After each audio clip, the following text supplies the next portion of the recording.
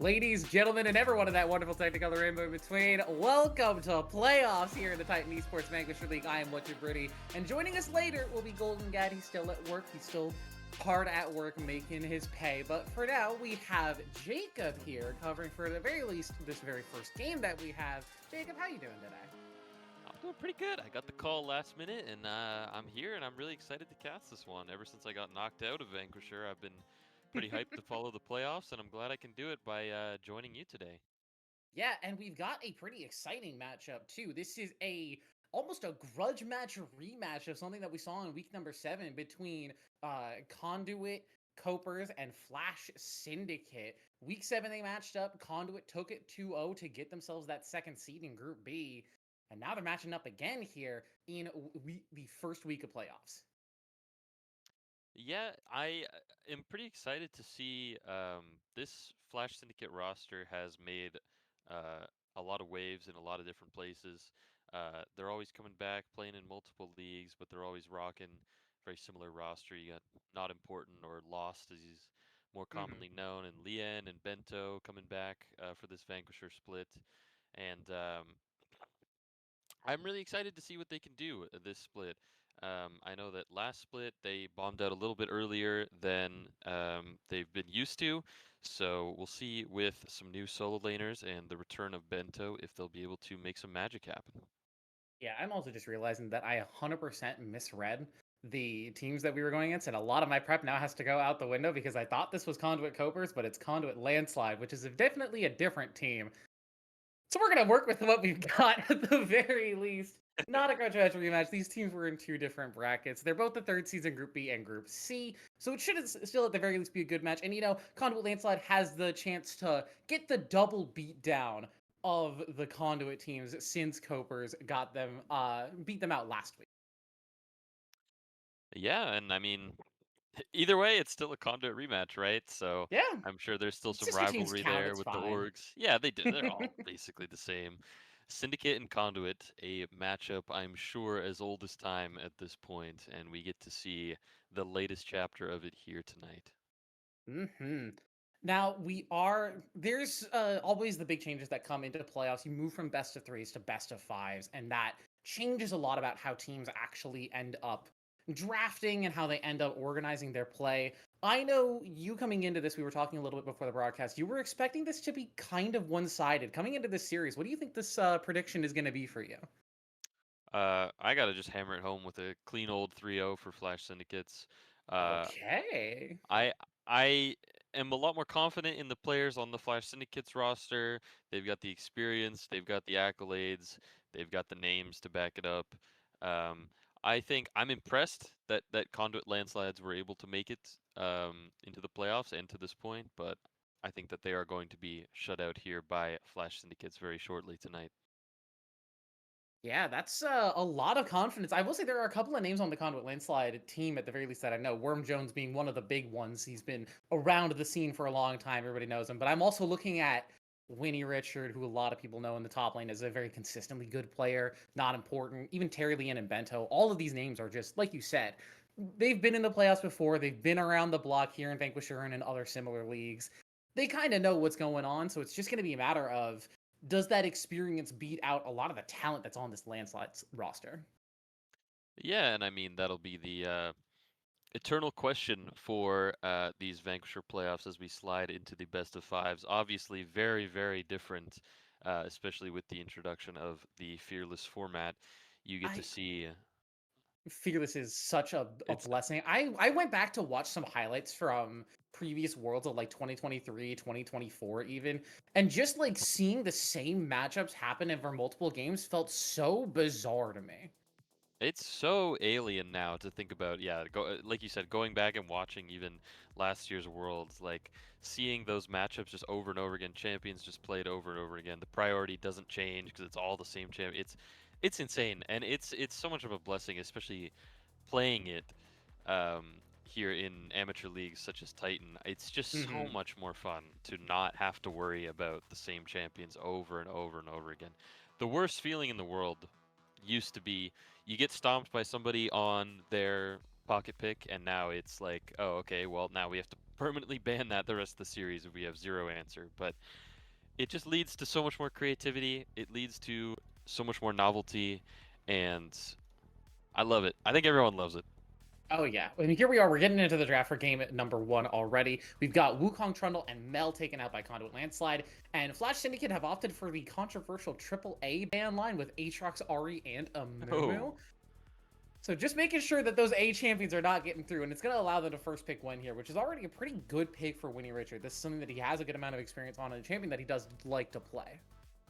yeah, knowing what I know about Winner Richard, that and knowing what I know about Gwen, the Jax as the immediate response makes a lot of sense. Jax is quite good. I mean, Gwen sometimes flexes to jungle. I don't know if I've ever seen Not Important play it, but Jax is an excellent counter pick in both the roles. So I think that very logical. And then the Corki pickup there, I assume, is just some comfort. One of those higher tier prio 80 carries as of late.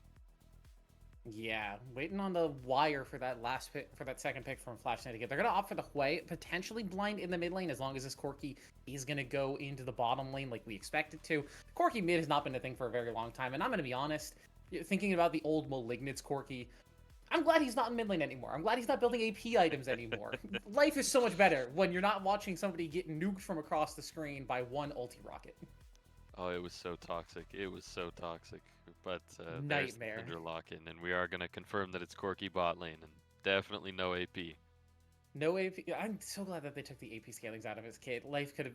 If they wanted him to stay like mixed, there's a lot of bad things that could happen. They just said, nope, we're making it full AD. We're giving him his true damage back. We're just gonna reset that all. And I think, honestly, best choice they could have made. Into the second phase of Vance here, Smolder's gonna be the pick into that Corki. A little surprising to see that one so early in the draft. I'm wondering how they're gonna pair that up in the bottom lane because already a lot of those support options are being taken out with the Zillion and the Braum as Landslide banned those away in the second half.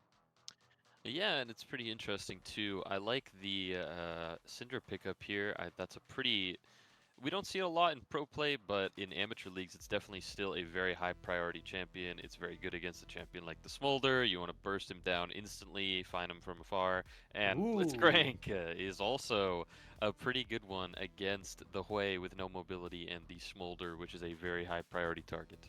The game 1 Blitzcrank is not something that you see very often, but I think this is confidence from Worm Jones as Ornn is going to be locked in. So that's telling me at the very least that it's potentially Gwen jungle with Ornn top, unless we see some other crazy shenanigans like maybe Hui support and they're running Ornn mid to try and just outlast the Syndra. That's Pantheon. That could be Pantheon support to match up versus the Blitzcrank, but I'm going to be honest here, Jacob. This is already a wild ride in game number 1. Yeah, okay, and there's Viego. So they are centered With on putting Jax top, Jax okay. top. Um, yeah, I don't know what's happening. It could be Pantheon support. It could be Hui support. It could be. It's never Ornn support, is it? Like You surely. know what's funny about that is I played that. Well, I didn't play it, but my team played it yesterday in the Eternal playoffs. So Really? How did yeah, it go?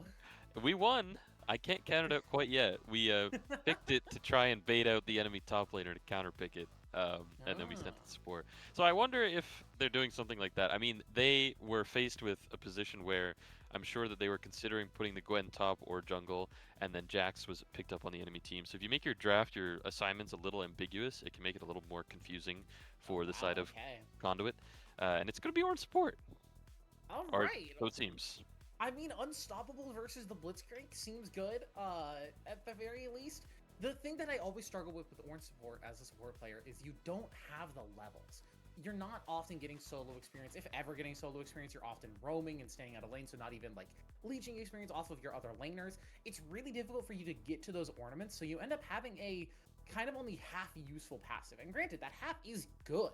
Being able to build items in lane and sustain in lane through that extra bit of poke, especially ones that Corki might be able to bring, and having your items earlier, is never bad. But a lot of Ornn's tankiness and his laking durability comes from that passive. So working without that extra half can sometimes make him feel a little bit less than useful. Absolutely. I mean, that's the nail on the head for the orange support, right? Is the XP is definitely a concern when it comes to this pick. Otherwise, Ornn might be a pretty dang useful support. I think that a lot of his value, if he does see success, is the fact that bot laners are just not used to the damage that Ornn can output in the laning phase, especially at level Look, 6. Given what we've seen out of our top laners this split, I don't think the top laners are expecting a lot of the damage that Ornn does either. No, absolutely not. So I assume that this is a pick that Bento has probably found success on for similar reasons. I also imagine they were looking for a little bit more of a hard, engaged support that worked against the Blitzcrank. And you know what? If the orange support works, then more power to him, because I'm excited to see how he pilots it.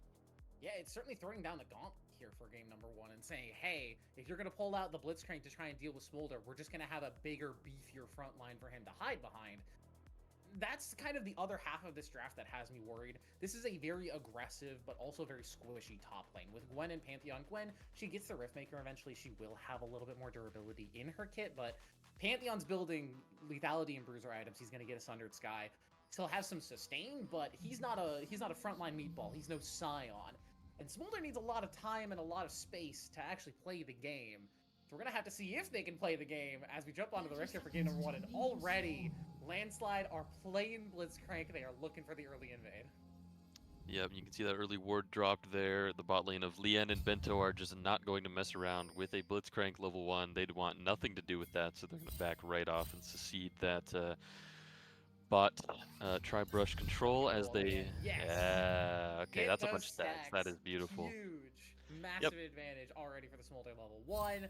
I do also want to point out, while we've got a second before fighting starts happening, it is going to be teleport on that Smolder and the unsealed spellbook heal on Bento. So a little bit less combat utility in the early game, but potentially some extra map mobility and the potential to swap lanes up if they want to send Lien to a solo lane in that mid game. Yeah, we're starting to see this a lot more, the AD carries taking teleport. I think it makes sense with Smolder especially. I mean, like you said, the trading power is not really there for the Smolder in the early lane. You're playing against a Blitzcrank. If you get hooked once, you're getting 70% HP chunked. So sometimes it's good to just eat your losses, lick your wounds, and just base and TP and be able to get back before you lose out on too many stacks if you're playing as the Smolder here. So yeah. Starting out with W is going to mean that the stacks are going to be slightly lowered for the Smolder in the early game, as already Richard in a bit of trouble up here on the top side. Already burned the exhaust. KitKat has that lethal tempo stack, has to respect it. Flash forward for the auto. First blood for the Jax. Wow, and I didn't even notice that Richard took exhaust there, even through the exhaust. Not going to be living through that Jax play there. Very unexpected, but very clean, and that's the punishment that you get for not taking flash and overplaying your hand there as the Gwen.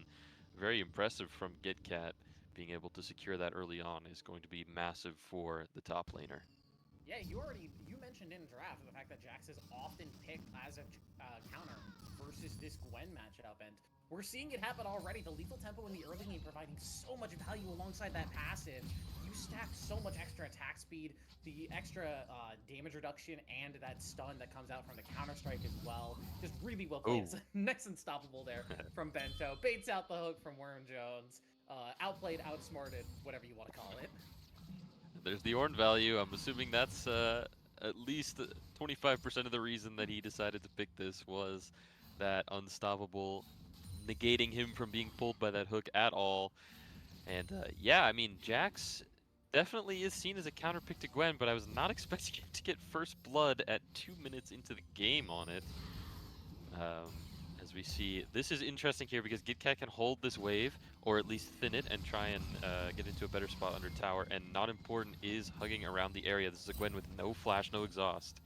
But we'll see if there's a play to be made up here on the top side. Aggressive trading from KitKat, but that wave is pretty large, so they do have to be aware of that extra damage that can come through. And it is important to mention also that Richard opted to use that teleport immediately after losing the first blood, just got back to lane quickly, but KitKat wanted to hold that, and now is maybe in a bit of a situation. Halibist is there, but KitKat, you're taking so much minion aggro, already under a third HP, and just has to back off. Yeah, wasn't able to thin that wave enough to take such an aggressive trade like that, I don't think. So now KitKat is going to be in a pretty rough position. Here's not important. Spotted. Ward's there. KitKat just jumps in on top of not important, sees that Richard is stuck under that wave, can't get through the tower just yet, sidesteps the Comet Spear as well, manages to get out alive. Nicely played. Oh, and he is... Okay, no, he's not Considering missing he's around thinking for a about it second. at the very least. He's thinking about it, but yeah, it is risky. Probably just gonna recall and get that teleport back up.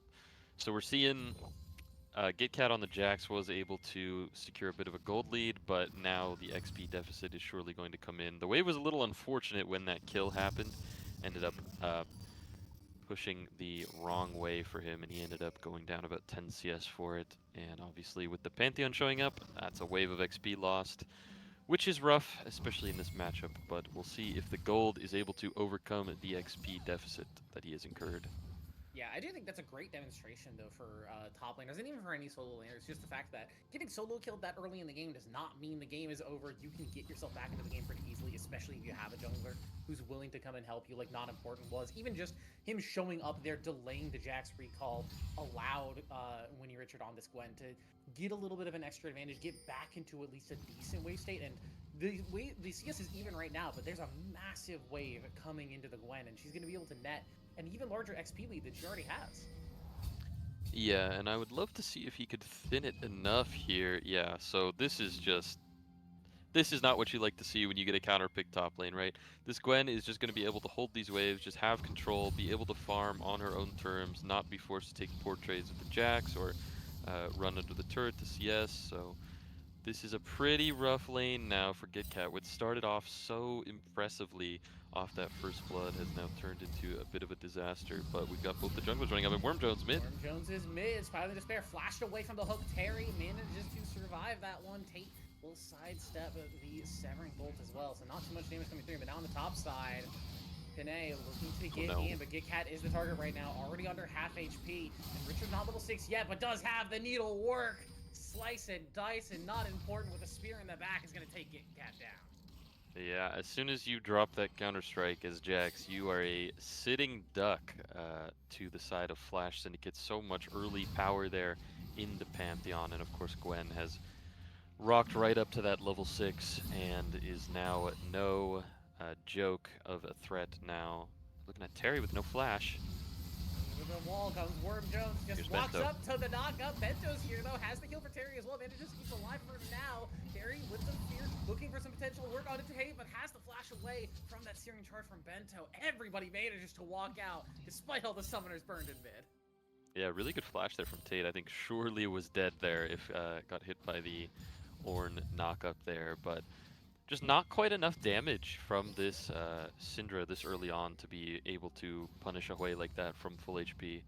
So everybody is going to be able to walk out of that one. Tate is going to have to flash out of that one, but overall no blood drawn yet in the mid lane. Yeah, now both mid laners vulnerable to reganks as they both now don't have their flashes. They don't have teleports either, so if they do end up dying, life's going to be a little bit difficult for them as Sinful Sam looking to potentially walk up, but doesn't know exactly where Bento is. Possibility for an Ornn punish. Gets the Brittle Breath, a nice knockup, but no level 6 I think means that Sam should be okay. Has to pop the barrier though, just to keep that health advantage slightly better favored, and doesn't want to be a victim of a potential dive. Yeah, keeping that health up, especially when the Drake is up this early on, is quite important. Even just a half HP chunk when you don't have the teleport spell is enough to warrant you to be able to start the Drake, as I assume they're also trying to do mid, but we get more trading top side. Pops the Grandmaster's Might. Winnie Richard pops that needlework, he gets plenty of damage back and sustains up with that 1,000 cuts passive, but both just trading their ultimates and walking away, and I think that's just GitCat saying, hey, we are going to take these grubs. Yeah, it's just GitCat trading aggressively there, getting a cooldown out from the Gwen. Nope. Wanted it. Now by the knockup. For a counter knockup. Not important here for the flash down as well. All of the CC down to the Worm Ghost, but he's going to be able to flash out and survive. Now GitCat chases Spiraling Despair into the team. Flashes towards Worm Jones, but not enough to get him hit. But the Severing Bolt from Terry snipes him anyway, and it's a double kill over to the Hui. Yeah, I think the side of Conduit there probably expecting Flash to try and cross-map a down bot for that Drake, but they're able to take the play onto the Grubs after it's begun. I believe Winnie Richard there took his reset and then TP'd back in. Oh, they're still looking for more mid. Yeah, Not Important wants to make this play happen. The fear into the stun, everything thrown onto Tate. Not Important will survive that last tower shot as well. Beautifully executed by Flash Syndicate. Yeah, it's beautiful. It's the kind of stuff that Pantheon is amazing at. That's what the value in the pick there is for. Just comes in right behind you. So good at those turret dives too. The point and click CC the ability to just hop right out. And yeah, that's a pretty picture-perfect play for Flash Syndicates. They're able to pick up pretty much everything they wanted out of that exchange, almost rocking a 2,000 gold lead here. Money on the Hui, money on the Pantheon, and Gwen is looking just fine in this supposed counter matchup here. So definitely a big swing for Flash Syndicates here in this early game. Yeah, recovers very nicely from that first blood, and now Flash Syndicate with decided control of this early game. And giving a team with Smolder Quay control of the early game never feels great. It's going to be on Landslide to figure out how to manage the waves and the game from here. Worm Jones has made some excellent roams and has tried to keep the team alive as KitKat again popping that Grandmaster's Knight so aggressively, just looking to force Weenie Richard out of this lane as much as possible. But now the Needlework is to come back, and Glenn can take plenty of trade work back. In the meantime, on the bottom side, Panay just wants to take this dragon, that control ward, making sure that there's no extra interruptions. Level 6 on the Orn. Bento looking for the knockup, just finds it on the one, but it's the one that they need. They will take Panay down, not important. Gets him with the Comet Spear. Severing Bolt finds Worm Jones again, but it's at full HP, so no snipe to come through this time around. Everyone from Landslide will run away, but it's a big win for Flash Syndicate. I think Panay there tried to buffer over the wall with the Heartbreaker there, but was not able to. I think maybe just a little bit of a mistime and gets tagged by the Orn ultimate and just CC chained to death. Pretty unfortunate there, but the saving grace is that Conduit were able at least to secure one Infernal Drake. It's a bit of a participation award after how this early game has gone so disastrously for them, but it's at least something to fall back on. A little bit more time before you have to worry about the soul coming in for Flash Syndicates, and a little bit of pressure around the next dragon is never bad. 5 minutes is 5 minutes, and in a game like League, 5 minutes can be an eternity. We also know it's not going to be a Chemtech Soul given the next dragon that's spawning up, so you're dealing with a potential, like a Hextech Soul at absolute worst, and maybe a Mountain Soul at best, as the Flash Syndicate team is not that tanky outside of the Orn. We're going to have to see how that late game goes, but like you said, Conduit Esports have at the very least bought themselves a little time, as we're getting a stack check on the Smolder right now. 75 at 12 minutes is a little low than what you'd actually like to see at this point. I believe you're right, yeah. It is pretty unfortunate to play Smolder, and it's pretty hard to get like higher stacks in a matchup like this. I mean, Corki is just a better trading champ than you. Blitzcrank is not like a typical melee support. You're not going to be, oh, here's a little fight in the top side. There we go. Panay gets that counter gang up the top side. Finally gets KitKat back into a better position, and with the wave shoving in as well, Not Important's going to be forced to come grab that instead. Yeah, and that's what they're going to need, right? Conduit have a pick comp. It's pretty simple. It's pretty tried and true. They've got Viego, they have Syndra, they have Blitzcrank, they have single target damage, they have long range pick, and they are going to try and find a single target, and they're going to try and kill them before the fight, because at this point, I don't think team fights are possible for them on even numbers. Hui is too strong. Smolder is very shortly going to be a little bit too strong, and they have an Orn. Orn is one of the best team fighting champs in the game. So I think that Conduit need to keep looking for creative plays like that, trying to catch Flash Syndicate in rotations or overstaying on side lanes, and that is their way back into this game, and that's their way forward. Yeah, we already see Worm Jones. There's Worm Jones. Pick. To knock up on the Lian, to silence the hook, everything throw, but Lian has the flash, has the redemption as well, but it doesn't come down in time. Sinful Sam finds the kill. Carrie and Bento look for some potential revenge. Severing Bolt doesn't find it, and Grant Starfall in as well. Everybody's coming through, and Sinful Sam, you don't have flash. That barrier will not save you for long. The Comet Spear takes him down. Yeah, it was a pretty cute play from Conduit there. I like the angle there from Worm Jones. I think he played that pretty perfectly. Just walking up, getting the E, proccing the Glacial Augment, and then ulting Smolder from being able to fly away. But unfortunately, that's just the strength of this Flash Syndicate's comp, right? You take a little bit too much time to kill that Smolder. He's pretty tanky, but he hangs on long enough for the Orn ultimate to come in from 2 screens away, for Pantheon to just fly across the map. And that's what you have to be worried about with this Flash Syndicate comp, right?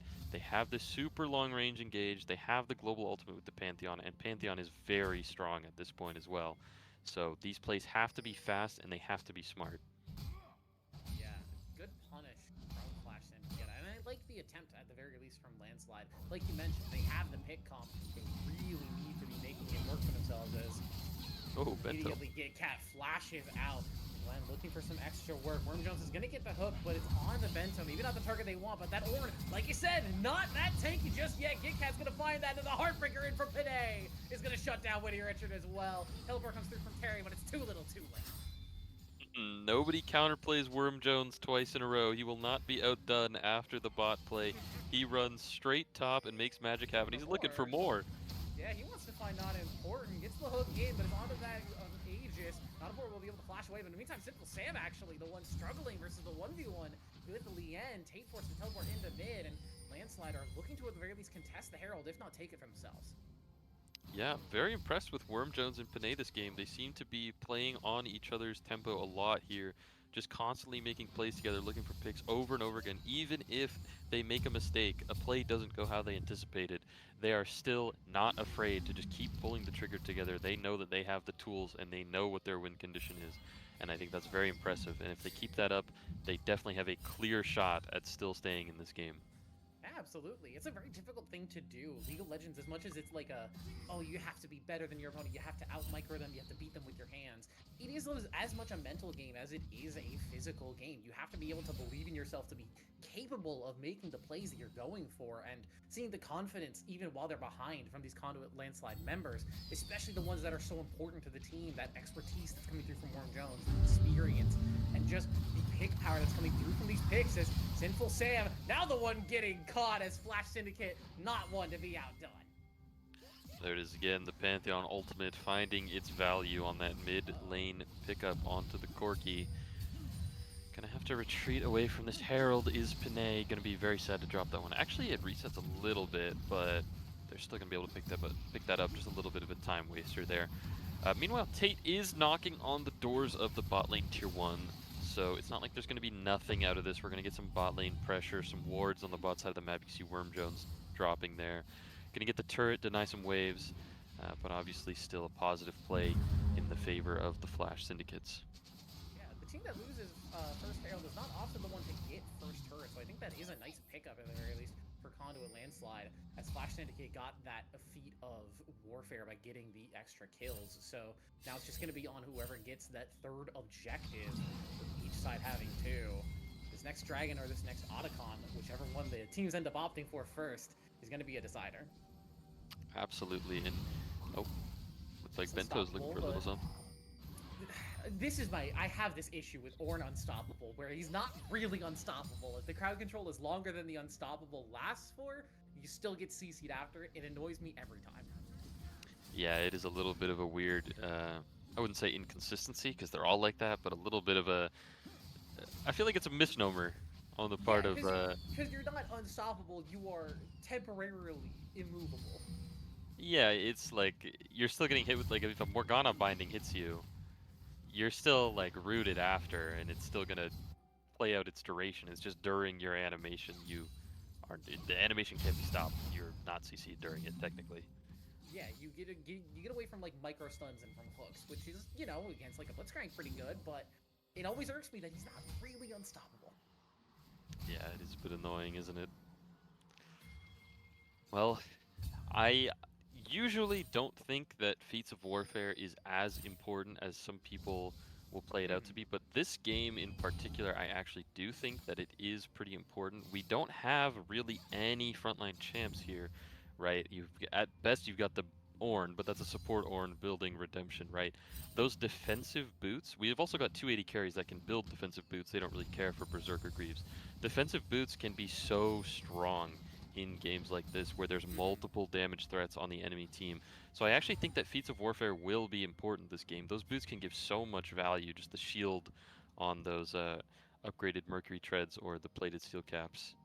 Yeah, I think even the extra movement speed, if Landslide ends up picking it up on Tate and just getting that faster swiftness boost, Syndra, a champion that doesn't really rely on positioning, can be so vital as Gitcat. I think you may have overstayed trying to get this camp, the horn call, and Gitcat stuck in a 1v2, the redemption kill from Bento. Out of position, caught out. Yep, not important. And Bento saw what Worm Jones and Panay were able to do across the map, and they said they can do that better. They just got to take a page out of their book. They start moving together, go through the jungle, and are able to find that pick onto KitKat. And now with a defenseless top lane, this might just be 2 turrets going the side of Flash Syndicates. Yeah, charge at the very least is going to come through, but I think without 3 The grubs, they're mid not laners are going to end fighting. up opting for it. And yeah, Leanne and Sinful Sam just continuing to take trades, and Leanne feeling much more confident now that they've hit that 125 mark, now currently sitting on 151. Should probably still get to 225 before 25 minutes, I'd assume, but it's going to be a little bit of a journey to get there. That is true. They were able to pick up the 1 dragon though, which is always a relief as a smolder. Just having that extra 5 minutes before you got to worry about the soul. Speaking of soul, we are looking at a cloud soul this game, which has decent value. I The would extra say movement speed is, it's one of those intangibles that you always have to look at and be like, well, how good is it in context of this game? How well can these champions use it? Like, just the passive movement speed, let alone the movement speed you get after ulting. Like, again, for champions like Syndra and Corki, who rely so much on positioning, that movement speed is going to be really valuable. But then you also look at someone like Viego, Ornn. who, or even who are like, the positioning doesn't matter as much for them once they're actually in the fight. And it's just a matter of, well, is the movement speed going to be useful for getting them around the map? Are they going to be able to like navigate the macro better? As speaking of Speaking of macro, which, not important. Using using that Grand Starfall to get down to this bottom lane, KitKat forced out, and they see not important on the bottom side. Immediately, Landslide are going to pull the trigger and start going for this Otacon. Teleport's going to come through from Terry though, so there is going to be a defense mounted. And Sinful Sam already taken down under a quarter HP. You have to respect the Otacon shred. Bento calls the Ornn Horn, looking for Worm Jones, but has the flash, will manage to get back out. Bento sidesteps the hook as well with the ghost. The movement speed tech. Leon's going to call Mom over the wall, but it's not going to get too much value. A lot of ultimates blown, a lot of summoners thrown, but nobody dies. yeah, a little too hasty there from Conduit, but the Atacon doesn't end up going down, and neither do any of their members. It's a pretty it's a common struggle, right, ever since Atacon was added to the game, is you make a play on the other side of the map and you try and cross map and kill Atacon, but it takes so long. It is It's so essentially tanky. dead. It's, It's so yeah, tanky. I would say if you look at the times that, like, when Baron spawns, usually you have people that can shred it faster than when Atacon spawns, right? I feel like Atacon usually takes more time than Baron does to kill, and on top of that, resistance shred. This objective is a killer for these cross-map plays. There are a lot of Yeah. champions who can just rotate up there in time, as we were shown there. Flash Syndicates were able to respond, but Conduit are going to start it up again. Yeah, they saw the dragon timer go down, so now they're going to look for the Otacon again.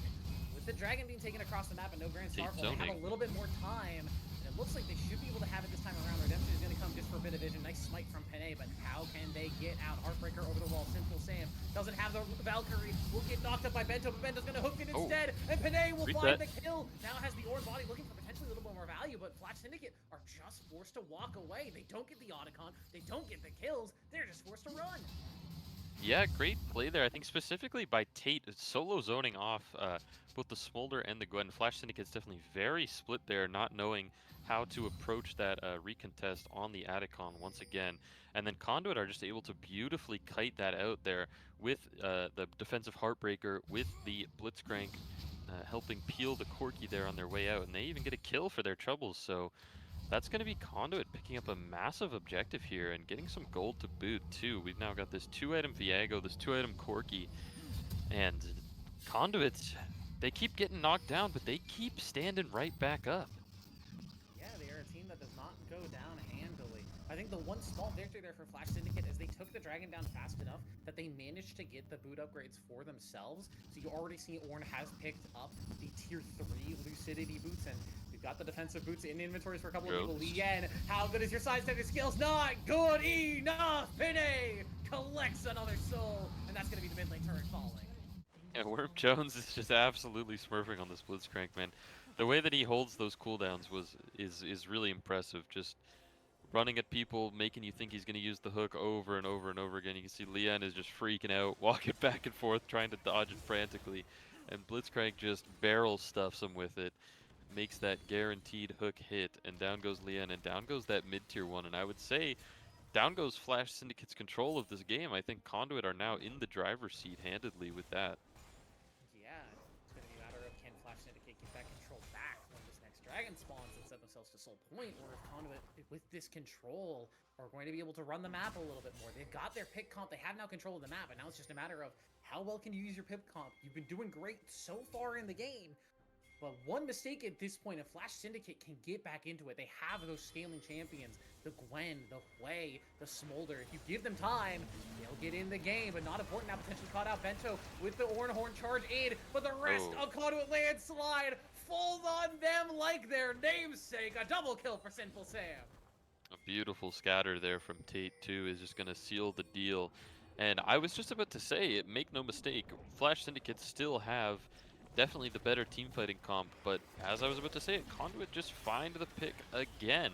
They know that these 5v5s are not their territory. They know that they are not winnable, so they try and kite them out and put themselves in positions like these where they can catch people on rotates.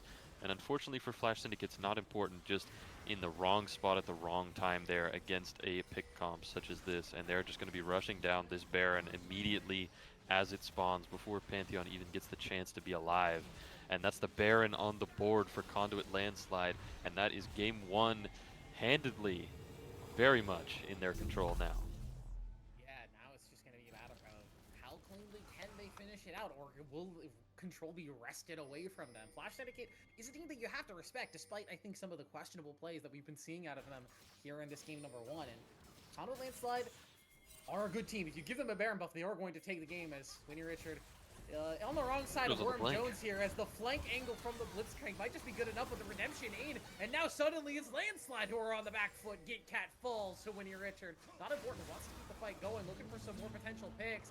All the force got in from Bento, finds the knockup, but it's just under Worm Jones. It'll be enough to pick up the kill. Finally Despair will land onto Pinay, but it's not the target they were looking for. But it's a couple of quick side lane kills and some Baron buffs taken away from Conduit. Yeah, Conduit definitely not expecting that play. Flash Syndicates use the tempo that they gain from Conduit having to recall because they just did Baron and won the team fight, and they just full stack as 5 in that bottom side jungle, knowing that Conduit are going to send some members mid and some to push the bot lane, and they're able to make the pick happen. Taking another note out of Conduit's book and getting some picks there going.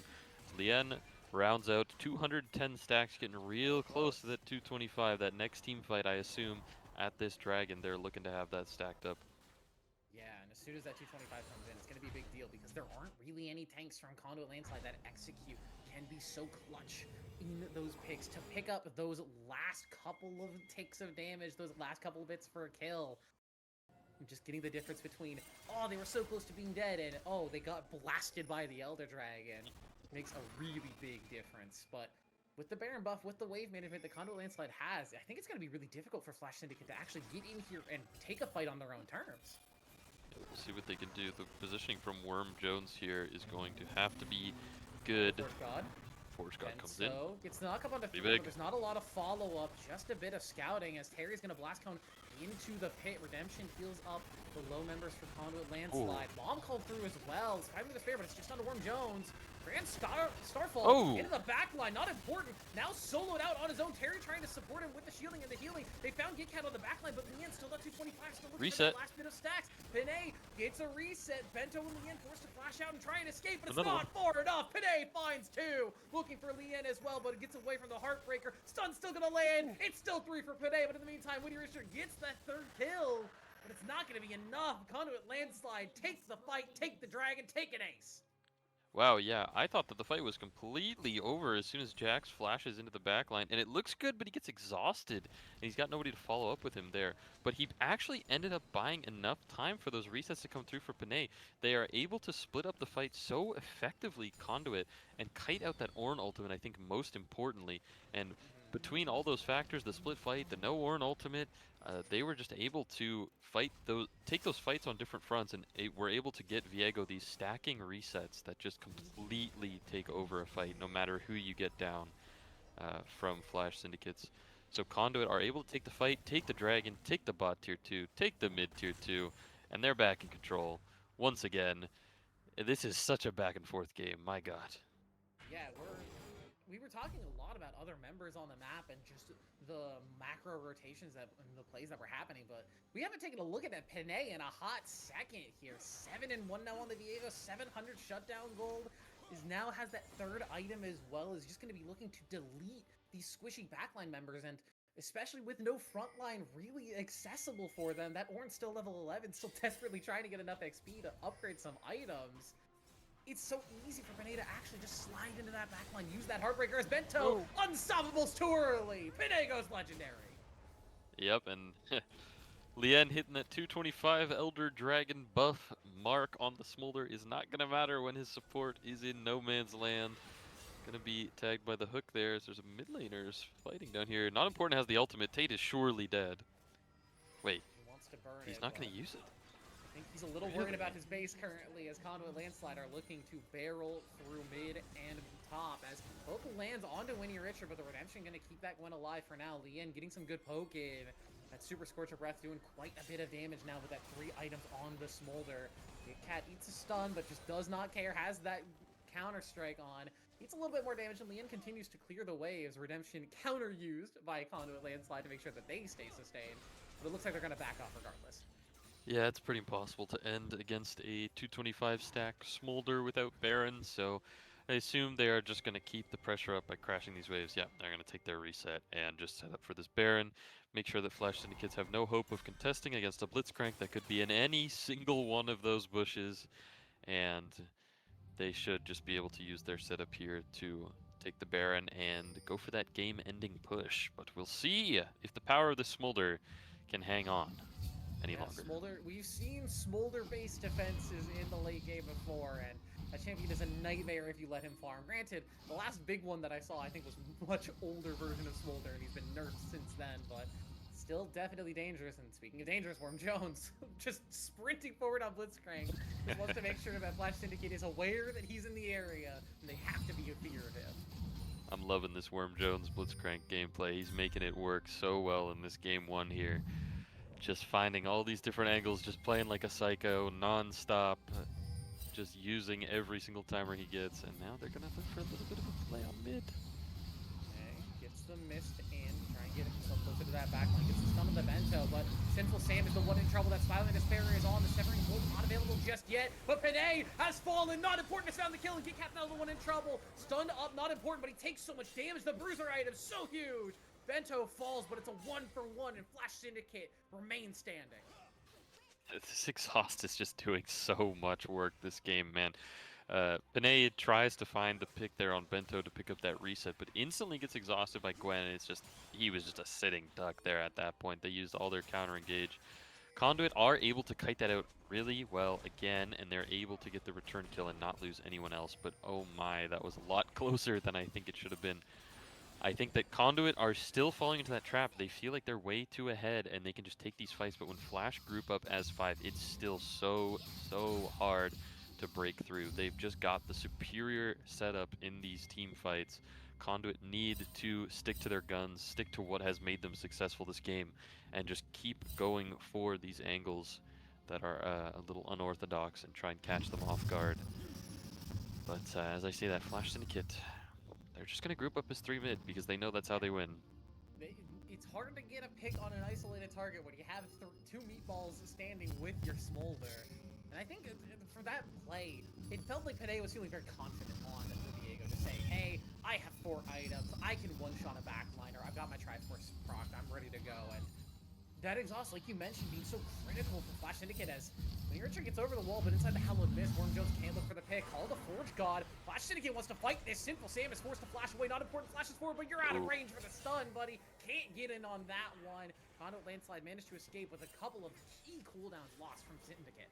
Yeah, that's really good. Conduit did exactly what they need to do. They still have Jax pushing bot lane here. It's the 4v5, but Flash have no engage tools except for Gwen running him down. Work the 2-man knocker from Bento! Gwen picks up 1,000 golden shutdown and now gets to start running through the back line. Jax in the meantime is pushing in the bottom lane, so Flash Syndicate had to send someone back to deal with him.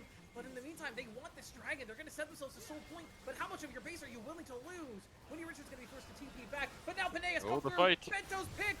The smite comes through. It is going to be taken by Pinay! Walking away with the Soul Point. He will get picked up by the Smolder. Lien is feeling confident in the community, walking forward, has the vision from the wards. Worm Jones doesn't get the hook, but the Grand Starfall plus the burn of the Elder Dragon will take down 3. They lose Dragon, but they win the fight. Yeah, you get all the cooldowns out, but then Jax just did not teleport or walk to the fight there, so it was still a 5v4 for Flash Syndicates. They still have a 225 Smolder and a very powerful way, so they're still able to win the team fight even without any engage tools here. I'm a little perplexed as to how that happened, but Flash Syndicate just pull it out of the bag, and Conduit are now definitely in a really rough spot this game. The Baron going over to Flash Syndicates is not at all what I expected, and they put themselves back in the driver's seat once again, and we just keep flip-flopping. We got a replay of what exactly happened over the course of that fight. As it felt like such a good start, like you said, for Conduit. They played it out perfectly, but this flank from Winnie Richard and the knockup from Bento is so clutch for this fight. Absolutely, and it's just, yeah. Unfortunately, they got a little bit split off the Ornn ultimate. Corgi got stuck in the river. The carries were not able to reconnect, and it was just too split of a fight to have a chance of winning 4v5. They do get a little reward on the side here. They get the kill on the Ornn and the reset, but Panay is not able to make anything happen going forward here. Just gets taken down, and Lien just keeps flying forward with all the confidence in the world and is able to clean up this fight. Nice dodge there, too, on the Blitzcrank hook, by the way. Didn't really matter, but that was clean. And then It's they always just good walk to up see to good Baron. movement from your Smolder, especially when he's now at 4 items. This Smolder is so damn strong. It has the first item upgrade as well, upgraded Infinity Edge.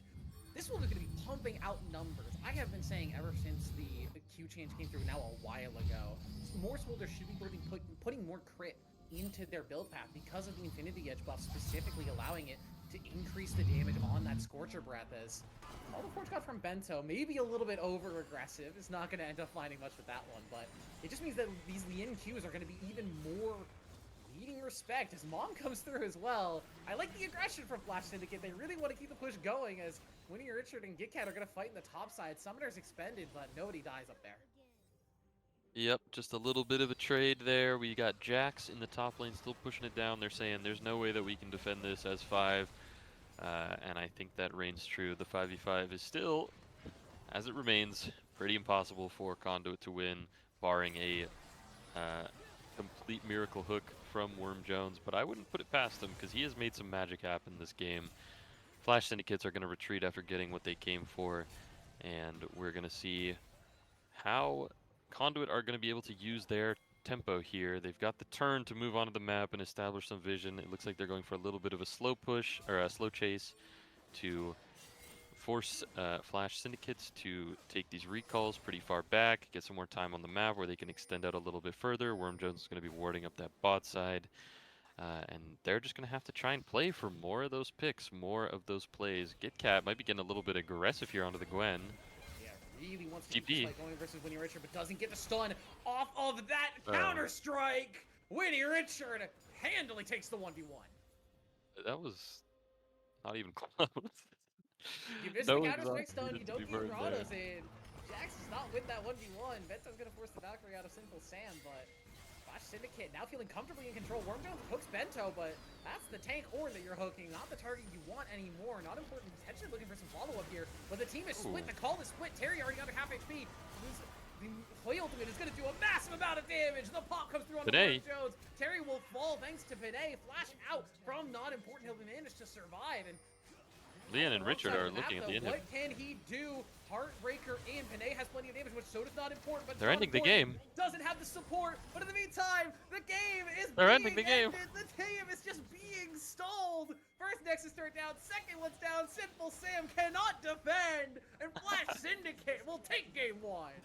Oh my god, I saw the Smolder and the Gwen out of the corner of my eye. I thought surely they're going to be able to find a way out to go back. I don't think that they were expecting them to full commit to the end there. I certainly wasn't, but as soon as I saw them walk past that inhibitor, I got a little worried. And clearly Conduit should have been more worried as well, because that's going to be Flash Syndicates taking that victory somehow, some way from a 6,000 gold deficit. I mean, that's just the power of the scaling on this side, right? The Smolder, the Way, the Gwen. I think even Ornn got enough XP there to hand out an ornament.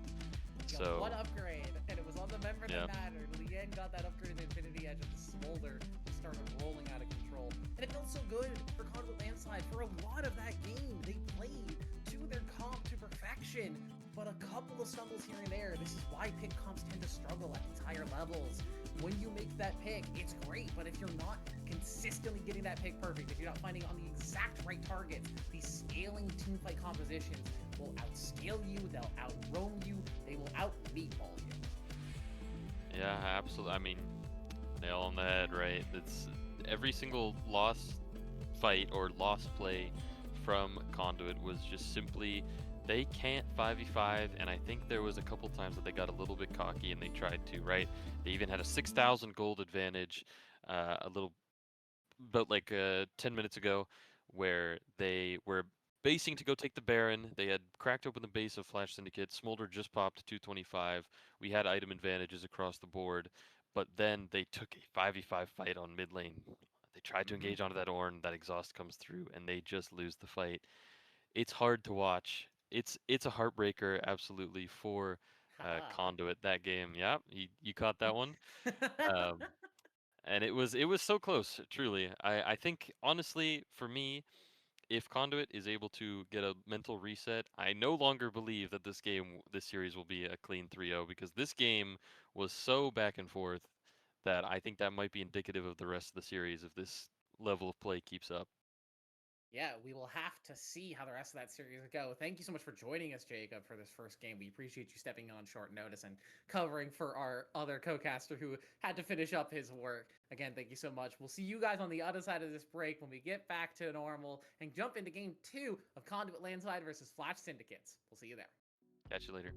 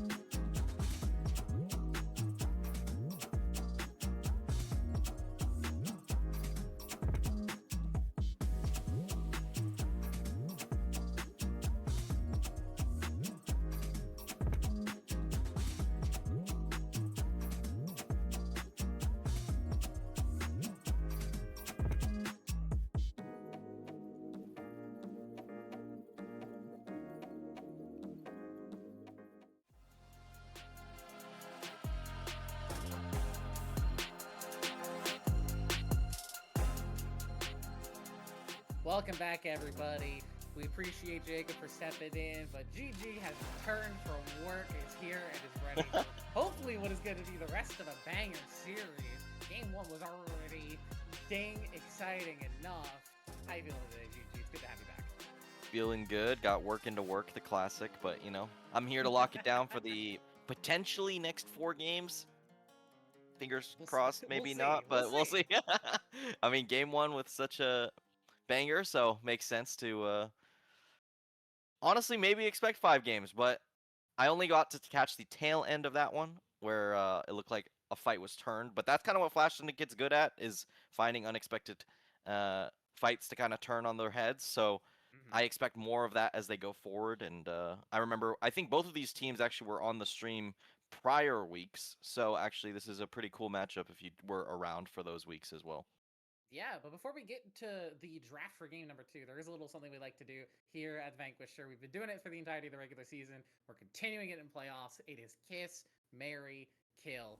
Our producer gives us a selection of champions and specifically skins to go with. And oh my goodness, everybody killed Orianna except me. I cannot believe it. I don't consent to that option. That's all I'm saying. If anyone's gonna die, it was gonna be Diana or Braum. These choices are not mine. I said I would go with it for Golden's sake. However, I have to say, I didn't respond in a timely manner, and thus it was selected for me, and now I'm protesting. We riot. You said that you were good with it, so these are the choices that you I'm good with it. defend. I'm good with it. Tell me, GG, why are you killing Orianna? Oh, it's my favorite Orianna skin. This is so cooked. Oh my god. Okay, well, either way, I'm killing Orianna. It is what it is. Someone had to go. That's just how it is. She has a really cute hat on, and I love the Poro Ball. It just makes a lot of sense, but I don't know. She's a robot. I just got word from the producer that Singed would watch. We can't say that. That's all I'm saying. Singed would watch. So maybe, yeah, that's actually good consider. Maybe that's why we have to kill Orianna, because Singed would be jealous, and we die. I'm not gonna dignify that at all. I had to unfortunately kill Braum because I think Winterblast Orianna is arguably the best Diana skin, arguably the best Winterblast skin as well. It's really good, and Orianna is my girl. She's my love, my mid lane go-to if I'm not picking an enchanter. So unfortunately, it had to be Braum. It would have been literally anybody else, unfortunately.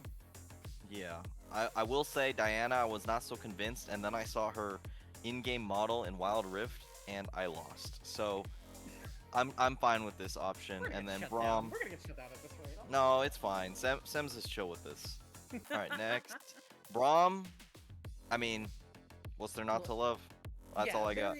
I will say, objectively, marrying Braum is the right option. I killed him out of my own personal biases, but objectively, he's the one to marry. He's going to treat you right every time. Yep. I will admit that my pick is wrong, but I will still defend it. Yeah, like how I'm defending Orianna, right? Yeah, totally. All right, well, it was a good run. Yeah, our producer made it tough for us today, and hopefully we'll be back next week with more Kiss, Marry, Kill. But we should be jumping into the draft pretty darn soon. You got to see the champions at the very least that were picked up last time around. I will tell you the bans were also a little bit spicy, and I'm curious if we will get similar ones this time around, or if it's going to be maybe a little bit more locked in.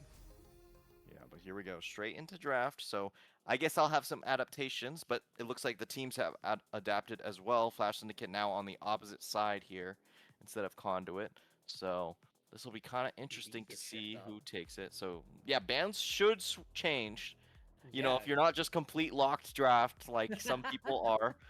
We got Yunara banned out, makes a lot of sense. Amumu is an interesting one. I'm not sure if that was banned in the last one as well. Strange. I will tell you, we had the Amumu, Ari, Aatrox bans from Flash Syndicate in Game 1.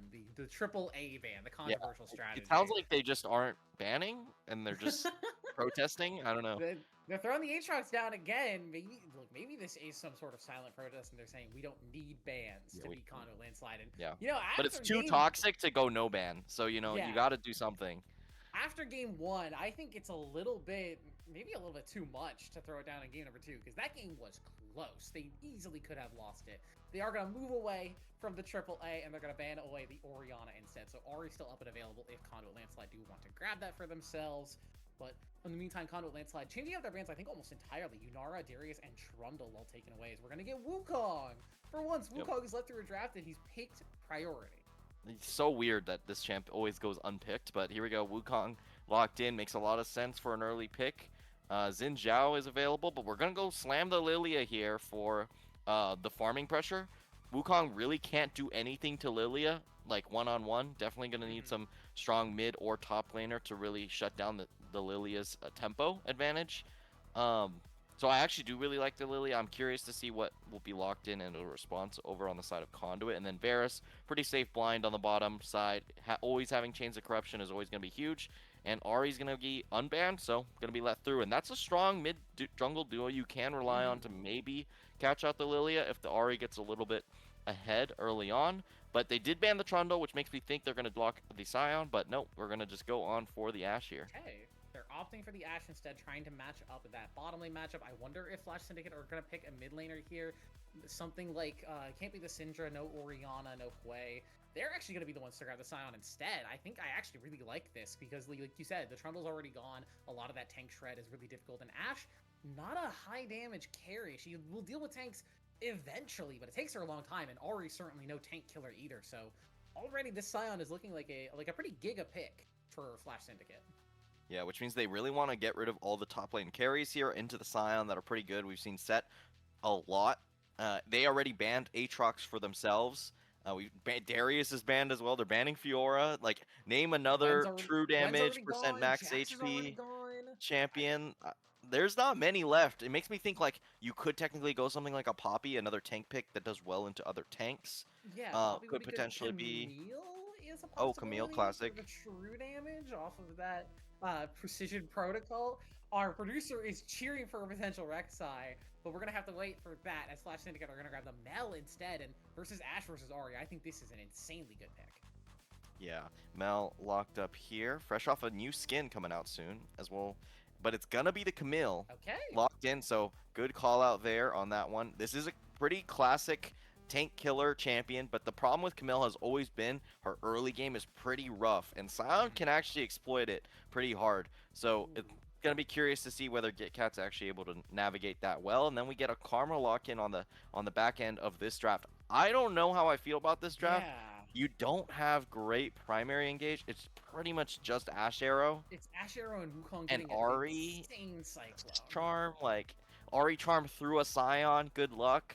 I don't know. Ashe Arrow through a Scion, good luck. Yeah. There's going to be some issues. I am normally a Karma defender. I love this champion. I think she's almost always a really good pick, but I think that almost is really predicated on your team has another form of engage on the team, because otherwise, engage really is coming out of support. It's what the role has kind of turned out to be over the course of League of Legends lifespan. If you have engage, you can pick an enchanted, you can pick someone with a little more utility, but if you don't have engage, you need your Nautilus, your Rel, your Leona, your Thresh, something that will make a fight happen for your team. And Flash Syndicate on the other side, they've got engage tools. They've got Flash Lily asleep. They've got the Chains of Corruption. They've even got Scion just running through and saying, hey, a fight is going to start. For Conduit, like you said, we're relying on Ashe Arrow landing on a good target, Ahri Charm landing on a good target, Wukong getting a nasty Cyclone onto the back line. It's a lot of ifs and maybes and hopefullys for Conduit, whereas for Flash Syndicate, it's, hey, we press this button, we're gonna go.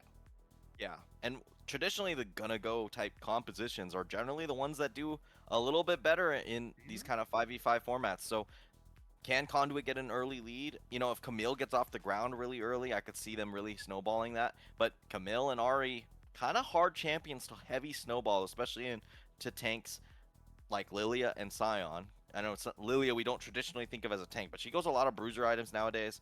Not exactly the full squishy AP carry. Yeah. As prior, so I don't know, it's going to be kind of difficult for them, but there's always an angle. I will say another point I don't like for the Karma here is generally when you're picking Karma, you want something like a bruiser that likes fighting with the team. Yes, you have Wukong, but you know, when I think of Karma, I'm thinking, you know, stuff that is on the ban table, stuff like Set, stuff like Jax, Xintao, Jax, yeah, Olaf, yeah. These bruisers that need access into backlines that don't already have it. Yeah. So it's just kind of interesting. I don't know if I would have picked the Karma, but they wanted a dominant lane into the Varus. But Renata's a great pick here. Does a good Mhm. job denying and should allow them to sustain enough into the mid game where they're able to just utilize the Chains of Corruption and then win team fights using Renata's ultimate. Yeah, I will say it's also a big stylistic change for Worm Jones coming off of the Blitzcrank from game number 1 that was so aggressive, so in your face, and could play just like, hey, I'm gonna walk at you with my crowd control, I'm gonna hold these abilities, and you're gonna have to respect me in one form or another. Versus the Karma who, yeah, you get to be aggressive in the early game, but once you hit that mid game, once you get to the last like 10, 15 minutes, you're squishy as all get out. You are going to get popped if you walk up a little bit too close, and I think something that doesn't get mentioned very often is just your brain being able to switch modes when you change champions. You know how sometimes when you're playing a carry in one game and you have a bunch of attack speed, like you're an 80 carry that's like on hit Varus, you're CSing with a ton of attack speed, you're clearing waves left and right, you win that game, you get out of it, you come back into the next game and it's like, oh wow, my CSing is actually so poor for this first minute or two because I'm still trying to get used to like having 0.6, 0.7 attack speed again. Trying to shift up that mode again for yourself, and for Worm Jones especially being so now stylistically different, I think is going to be just another like hill that they have to climb over on the mountain range that is looking against this Flash Syndicate comp. Yeah, and Flash Syndicate also on some pretty comfortable champions. I mean, I recall Terry on Mel in the last one, and then also Winnie Richard on Scion makes a lot of sense as well. So I I'm sure Conduit's on some comfort champs of their own, but it doesn't ring to me the same way as the other side, and it just kind of landed in their lap like this. So if I had to favor someone, I'd probably just give it to Flash Syndicate here, just based off the composition. But my predictions this split have been as terrible as ever. I don't think I've ever been so wrong in a meta, and maybe that's just correlation to how much I play League of Legends nowadays, but I mean, sometimes you have it, sometimes you're playing a ton of League and you're inside the lifeblood. I will tell you, I've been playing so much ARAM Mayhem recently. I feel like my read on the meta has kind of fallen out, and I've had to like force myself to start playing normal draft and ranked again just to make sure that I can still keep my eyes on, hey, what are people building? What are people picking? What's like the OPs right now? But ARAM Mayhem, it's so much fun. Yeah, well, I did get stomped by a Quinn yesterday. It did not feel fun, but the only time I don't have fun is when there is a brand on the enemy team, and he gets ice cold and he builds Rhyalize, and then I'm just permanently slowed forever, and I'm at like 90 movement speed. And look, Riot, you already and probably has Cyrilla's magic Grudge. missiles too. Yeah, has magic missile, has infernal conduit because of course he does. Riot, you already nerfed Cyrilla's Grudge to only work under half HP. Can we get the same treatment for Rhyalize, or at the very least, can we change brand passive to not apply spell effects? Why is it the only damage over time passive that gets to do that?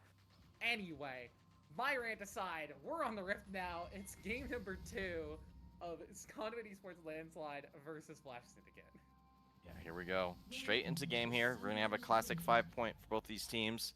And, yeah, I mean, I don't think any of these lanes are going to be too crazy. I think the only one where I potentially see some action is Scion potentially solo killing Camille, especially since Camille has decided to pick up the Ignite here, which is kind of a classic pick, reminiscent of the Akali top days of the TP plus Ignite lane combo, but that does leave you a little vulnerable if you're not careful against Scion. We've seen a lot of Scion solo kills in the last couple weeks. Some may even argue too many. A lot too many, but now this is the life we live in, so. Yeah, hopefully over the past couple weeks, our players have learned to respect the Scion damage. I say that, I still don't think we've learned to respect Ornn's early game damage. Thankfully, there's not going to be an Ornn again in this series, and it's not going to be in top lane, so we don't have to see an Ornn get a level 2 solo kill again. But just respect the tank's early game damage. They have high base damage because they don't build damage. Yeah.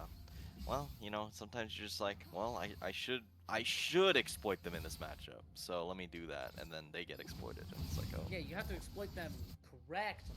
It matters how you exploit. Yeah. Cat, nice start on the W there, able to actually get the heal off, neutralize some of that damage, and we're having some pretty early trading. Simple Sam wants this fight onto Bento. Yeah, I don't think this is a good call for Bento. Lethal Tempo stack, heal forced out from Bento, but already under half HP. The heal used by Worm Jones and Simple Sam, but much more aggressively, and they have a much bigger health bar lead now.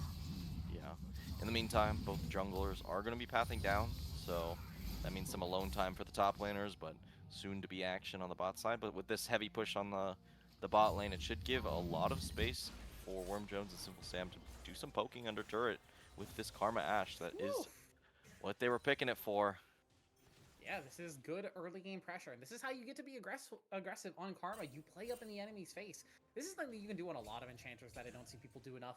Play in front of your enemy's face. Make them respect you, and especially the early game damage that you have. If you're playing your Lulus, your Karmas, your Namis, get up in the enemy's face. As long as it's not like, you know, a hook champion or like one of those big melees that's just going to stun you if you walk too close to them. But yeah, get up in their face. Apply your pressure. Let your ADC have some free farm time. They'll make them feel a lot better. As Bento has to lose the flash there. A cold passive from the Ashe. Really just making life difficult for the Renata in this matchup. Yeah, just not respecting the fact that Worm Jones has the bush control there. Even if you have vision, it still doesn't matter too much there. And then obviously Ashe, the chase down queen, as she is, so able to just force the flash out there. And now Leon's kind of in no man's land, gonna have to catch this under turret. Wukong is in the area already, so a little bit faster than Lily on the clear. They are gonna be converging on the scuttler. Tate is getting converged on. Yeah, bowling ball's not gonna land. A lot of spells are gonna miss onto Tate. Charm's gonna land onto the Lily, and now not important. The one in trouble has to lose that flash. Simple Sam still looking for the chase down. Flash is expended from the mid and from the jungle. Nice handshake there from Bento to keep themselves safe, but Landslide again with some early game control. Yeah, great play there on the rotation. They just knew that they had the control from forcing out Bento on a recall prior and just use that pressure to be able to find two flashes, mid and jungle. So, you know, I talked about how Ahri is potentially a win con here. This is your best opportunity for the next 4 minutes and 50 seconds. So, gonna have to find something to actually kind of exploit on the mid or jungle players here. Lilia, you know, is probably gonna go for a second full clear here, just because you don't really feel that threatened against the Wukong, but you may be able to find a window onto the Mel before she TPs if you're TPing back right now. Yeah, Kit in the meantime having a good time versus Winnie Richard up here. It's Camille versus an early game tank. Respected the pre-level 4 Scion enough that you can just sort of play in his face now and you get to be much more aggressive, especially with the precision protocol, that extra true damage, and just constantly breaking that Soul Forge shield. Life is not easy for Winnie Richard, and it's gonna kind of stay that way for a lot of this game. Yeah, there are some things you can do to kind of mitigate it, but for the most part, it's just going to be a losing matchup. But you should be able to clear the wave, at least until Camille hits full. I don't know if she's still building it, Ravenous or Titanic. I'm curious to see what she will actually index for now. But until then, at least the lane should be in a decent spot for the Scion, no matter what. Yeah, not as much of a disaster for Winnie Richard as the last early game was, giving up that first blood in the Jax versus Gwen matchup. As again, the pressure continuing to mount on this bottom side. Bento just trying to buy time for Leon to get this recall off, and Worm Jones doing the same for their own AD carry. Kit Kat gets another nice precision protocol off. Winnie Richard's gonna hit 6, but your health bar's looking a little low there, buddy. I did just search up the builds that people are running. Looking like Trinity forced into Ravenous is technically most played / highest win rate, so I expect that as well. It makes a lot of sense to me. Geekat's gonna be able to clear out this wave. Sound's gonna TP back, so nothing too crazy going on. They were able to burn the flash. They still got about half of the cooldown left to go for not important in Terry, so This recall gets canceled out. Kit-Kat, that's really not good. Gets the first half of that precision protocol off, but just uses that extra movement speed to walk away. No mana on the Camille means there's no real threat for Winnie Richard now. He's actually feeling really good as his potential play here. That ward is not spotted by the control ward. Bento now in trouble. No flash on this Renata. The slows applied from Ashe. And Ahri in with the Spirit Rush. They're going to give the kill over to Panay. That's first blood to Landslide. yeah, Panay also getting a Rift or a Scuttler on the way out. Probably also gonna pressure down the Drake. I'm curious to see if Flash Syndicate decide to actually mount a defense, but with no flash on your jungler and Bento on what, third base of the game in one way or another. Yeah, you're yeah, I think it's gonna be a pretty free Drake here for them, but Varus is trying to put some pressure in. Leon has to be a bit careful. Has to lose the flash there. Yeah, a little too aggressive in that 1v2. I will also say, this is an important showcase of why controller positioning matters, as Worm Jones eats the piercing arrow, but will walk away just fine. The control ward in that banana brush didn't spot the ward on that blue side half of it, which allowed Conduit Esports to just have full information of who was sitting in that brush and what they were up to. Yeah, and with it being a level 3 Renata, I mean, there's just 0 HP bar at that point, so pretty free kill handed over. So not important on the top side. Probably going to be able to trade over the grubs when they do end up spawning, so shouldn't be a complete disaster. But the Wukong is clearing towards the top side, so maybe they're just going to go for the grubs and say, oh, your bot side is so weak on the side of Flash Syndicate that we could probably just take the grubs on spawn and then go for the Drake after, because you can't really index towards it. So I'm curious to see if they're gonna think that they're strong enough for that or not. Yeah, they are rotating Worm Jones over to mid, who's going to help push a little bit at the very least. But yeah, it's a much slower early game than we had last time around. We had a much more aggressive early game with the Blitzcrank, as it seems to go. But the teams have slowed it down now. I think they had their fun in game number 1, and now they're a little bit more locked in for game 2. Yeah. Yeah, Cat's doing a good job pressuring here, keeping the wave in a pretty awkward spot for the Scion. Has to be always careful. Commit to it. Soloed out here. Hextech Ultimatum, and the Ignite is just enough for Get Cat to find a solo kill. Yeah. I was going to say, that's pretty far forward to be at half HP there. Even without help, that should be pretty chill of a solo kill, especially with Ignite. I also think it was a little disrespectful for Winnie Richards, since Wukong was in the area, and yeah, you have vision on him taking the grubs at the same time, but, you know, if anything, the Wukong rotates over while you're trying to base, and you take a late death anyways. But they are going to be able to trade over the Drake, since no shenanigans occurred right before it for the side for Bento. I think, honestly, indexing Karma towards mid maybe was an incorrect decision, considering how strong their bot lane was at the time, but you know, it's always a risk to take when you're trying to go for both objectives in the early game. Yeah, they do end up getting the grubs, but Flash Syndicate strong enough on the bottom side without the Wukong in the area to say, hey, we will take the dragon instead. They get that early mountain dragon for themselves. The stats pretty good, especially for the Scion. As this game gets later, they will be very important. I think a lot of people lose how much value you get out of those singleton dragon stacks, and how much value, especially those percentage stat increases, really can provide for you. Yeah. Now, you know, as far as item breakpoints, we're soon to hit 1 item in just about 2 minutes. I assume Ash is getting kind of close. Nice one, classic. Top lane, it's always funnier because, you know, obviously no one else is there to see your suffering except for your opponent. Yeah, so we just get this little bit of insight into the top lane matchup of like, hey, when are you losing Cannon Creeps? When are you pressuring yourself out? Exactly like that. As yeah, I'm a little surprised that it is not on hit Varus in a game like this, but I guess just with the fact that there's not really a big tank presence on the Landslide side, they feel like the poke is a little bit more important from Lien, and just getting that extra range and staying farther away from the Wukong and the Ahri is probably a bit more conducive to doing good damage. Yeah, I think they're going to rely on Terry mostly for any of the kind of high HP targets. Richard, I don't know if you're allowed to be here. He's gonna pick up the Cannon Creep, flashes and gets the ultimate hook shot wall dive. It's not in range to get the stop. Cowards, as he runs away from the enemy. Yeah.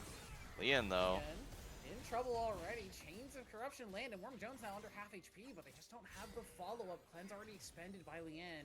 Another piercing arrow charge, but Worm Jones and Sinful Sam just backing off. It was Cleanse and Ultimate expended from both AD carries, so we'll have to see who ends up stronger on the back half of this trade. Yeah. I will say the nice thing about Lethality Varus is you actually get to kind of play the game in this one, because Wukong and Camille, you know, maybe will be one screen away. Here. Sinful Sam, going for it. There's that hostile takeover. Flashes to reposition it and get Sinful Sam. The drowsy, sleepy Ash is going to get picked up by Not Important. Yeah, that was a very nice flash immediately by Bento to actually guarantee that the hostile takeover comes through onto Sinful Sam, since, you know, he was saving the flash for that particular ability, so good to catch off guard there, and then follow up from Not Important is good. But as I was saying, you know, Camille and Wukong can engage on you from one screen away, but what if Varus plays 2 screens away? Obviously no way to actually get engaged on then. Yeah, you do a little bit less damage, but at the same time, you're also Lethality Varus, so it's not like you're doing no damage. It's just going to be a matter if you don't have that consistent DPS, but your poke will be difficult, I think, for a team that doesn't have a tank to actually deal with. You're going to have to rely a lot on dodging out from those skill shots and just dealing with having slightly lower health bars. Yeah. You know, Scion is on both a burn item as well as a bramble, so I'm kind of curious, you know, Winnie Richard just kind of sitting under turret for fun. Yeah. Just sitting just outside turret range, just saying, hey, Camille, I'm here. You still have to respect the fact that I'm here, but I can't touch your turret because then I'm going to pick up aggro. Yeah, I think this is kind of the weak point of Camille right here, right Okay. before one Worm item. Jones.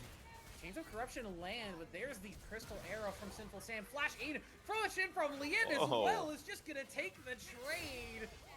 Bailout does not matter, as it's still going to be the feats of warfare going over. Panay wants to keep the trade going. One more tower shot to the back, and it will be traded back as Bento gets his revenge. Yeah, a little bit of, you know, miscoordination there. Simple Sam didn't know. Hey, well, I didn't know we want the support that bad. So Bento goes down. Terry now able to catch spot wave at the very least, so not going to lose too much here. Yeah, Eclipse comes through. The auto's down. Overwhelmed is Sinful Sam as Terry finds the solo. Nicely done there. Just, you know, everyone's slightly over-indexing just a little bit here. So, you know, now we're sitting 4-4, a gold lead over to Flash Syndicate, which I think is mostly just off the back of the 20 or so CS lead that Terry has been able to build, and now with an additional kill on top of it. Really early completion here on that first item, so honestly, very solid here for the mid laner of Flash Syndicate. Yeah, Triforce now depleted for Cat means that Winnie Richard is just going to be having an even worse time up here now that the Sheen procs are coming through fully in force. But yeah, I like the Mikhail's first as well from Bento. Just this is something I like to do on support a lot as well. Just if you see an enemy Ashe, my first item is almost always Mikhail's. Nearly every time, just because I like the sick twisted pleasure of saying, hey, you want to do engage? Haha, nice try. No. Especially in this composition, because their only easy engage is Oh, Cat takes a a little dangerous. tower shot, takes 2 extra tower shots. Unstoppable is denied by the Hextech ultimatum. Winnie Richard still wants to find a potential kill, but the Ignite and the T-Root hitting up means that there's just no chance of it happening. Nicely played by CLS, but they are going to end up losing that bottom side objective. The Dragon going over to Flash Syndicate. Yeah, I just don't know if it's worth it for everyone to be in the area here. They should be able to at least get the first turret here, but Yeah, that seems you know, Flash on their second Drake, already on their way to their third, of course, is pretty scary. They do at least get the turret, so they deny any potential immediate boot upgrade at this point. So, you know, it's not all bad, but I still think Flash Syndicate is very happy with how that trade ended up going through. Yeah, the Chemtech Rift, I think, also ends up being kind of impactful in this, not only for the Mega Blast Cones and the Mega Vision Plants, but the individual stats from those Chemtech Dragons, the heal and shield power, but I think more importantly, the tenacity is nice cleanse from Liam, but it's a little early. Trump's still gonna land, but Tate caught under tower with that Chains of Corruption, has to Spirit Rush away instead of going forward and looking for the kill. I'm surprised they didn't try and go for the last Spirit Rush tick to just maybe squeak out enough damage, but respected the idea of being at max stacks there. Terry, that Precision Protocol doing plenty of damage, has Bento in the area, now Cat's going to be forced to back off, but they just don't have the power with Panay as well in the area to actually get through. As Worm Jones, I think you are a little far forward, but the knockup doesn't land from Winnie Richard. Not important, needs a charm as well, so they're going to be forced to just back off instead. Not important. In a bit of trouble, under half HP, as Worm Jones confidently walking forward. Now Cat and Panay looking to just force the Lilia out of her jungle. Ward's being cleared. Cat wants to get over the wall, but not in range for the hookshot wall dive. Cat has that lullaby passive on him, but it's not going to get called out just yet. Bento now stuck in the backline, but gets a nice 3-man hostile takeover for his troubles. Hextech ultimatum to get away from that decimating smash. The Sleepy lands onto just one target. Stun comes through onto Cat, but Terry's already found Worm Jones. Not important, still living on the backline, staying alive for so damn long. Will finally get shut down by Simple Sam, but the rest of his team has already fallen. The Golden Eclipse and the Overwhelm again. A triple kill for Terry. yeah, just a little uncoordinated, and Terry comes in on the backside to just kind of clean up some of the squishier targets immediately, and a lot of the damage is tied up in those. Sinful Sam did a great job of kiting towards the top side, but, you know, they weren't a united front in that fight, and I think a big part of that was that hostile takeover. You know, creating a lot of chaos and making some split decisions each and every player had to make. GitCat going on a Winnie Richard, meanwhile Sinful Sam goes directly onto Not Important, and unfortunately, as I said, Lilia a lot tankier than a lot of people would expect, so able to survive out for a very long time there, and that means that Flash find themselves with a nice 5k gold lead just 17 minutes into the game, when it looked pretty close for a long time. Yeah, and this has kind of been the story of the series so far. The game is close, but Flash Syndicate manages to blow a lead out of the water. And Conduit Landslide managed to come back from a lead like that and make a lead of their own, so we'll have to see if, the story remains true coming into game number 2, but it has been a very Flash Syndicate dominant series so far, as GitCat is going to get caught by the Chains of Corruption. Hookshot wall dive, maybe not exactly where he wanted to place it. Now the rest of the team is going to continue to chase down. The Hail of Arrows comes through for the slow. GitCat gets that passive shield on, though, but Lien has enough damage, snipes him down with one more arrow. Yeah, what are you going to do when Varus just walks up to you and clicks R? Like, sometimes it just goes like that. Now level 11, so really good position here for Leon to be, and I just feel like all the carries are in a extremely good position for Flash, and that's really going to be the hardest part. Is it's not all the gold on a tank or a support in this case. It is directly funneled straight into Terry, Not Important, and Leon's back pockets. So I don't know. It's looking pretty rough here for Conduit, and I think they have to leverage side lane, but honestly, they haven't been side laning the best with the Camille. Like, we only saw one time where it was a combination play of the Camille plus the Wukong, so. Yeah, I think they have to try and play for pick here. They have Camille, they have Ashe, they have the potential to maybe find an isolated target, but this is similar to what happened in game number 1 when Flash Syndicate just said, hey, we don't have to play isolated. We could just play 2 or 3 people together at any given time, and then we just don't get isolated picked, as Bento's getting right now. Hostile takeover is there, but Worm Jones manages to sidestep it. Bento's still staying alive for now, and it's just tanky enough on the Renata to stay alive in the meantime. Tate on the other side of the fight found Lien a little over aggressive onto the Varus. And now without their 80 carry up and dragging up in 9 seconds, I think this one just goes over to Conduit. Winnie Richard's still taking a little bit of damage, but without their poke Varus, can they manage to defend this? Yeah, a little bit over aggressive there from Leon, but honestly a slight misplay. Got the Chains of Corruption onto Sinful Sam, should be a guaranteed kill, but Sinful Sam right before the stun or the root actually comes through, just does the Enchanted Crystal Arrow. A little tired on the top side, but knocks it away with that Hextech ultimatum. Unstoppable Onslaught goes wide from Winnie Richard. GitCat just stalling for time as he knows his team is going to be on top of that dragon. Playing for plenty of time and maybe looking for a kill on a Not Important. Instead, Precision Protocol doesn't have the range to get that last auto in, but the Ignite on Not Important taking away with the jungle passive. The sustain from the Lilia passive, keeping her alive. GitCat will fall and will go over to Winnie Richard, but not enough time as, oh, where did Worm Jones go? A little over aggressive from the Karma as the rest of his team is taking the Otacon. Yeah, that was one of those I'm bluffing moments. You got me. Call me on my bluff. Fair enough. Yeah. Yeah, here we have a TP on the bot side, so maybe they're going to look for it. Terry is extremely strong here. Find Simple Sam. Yeah, the Wukong has sniped us, so they should just be able to knock this one down and pick it up, but now can they find a fight afterwards? The Simple Sam taking plenty of damage. The Overwhelm passive, one more auto should just get the execute, but he can't get it down in time. Panay with the knock-up saves the carry for just long enough. Simple Sam with a sliver of HP.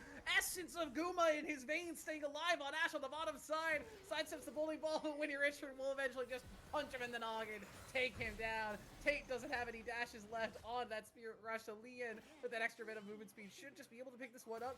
Should. Hail of Arrows, one more auto to come through. Piercing Arrow instead. Picks it up, but they lose the Otacon and the Dragon to CLS.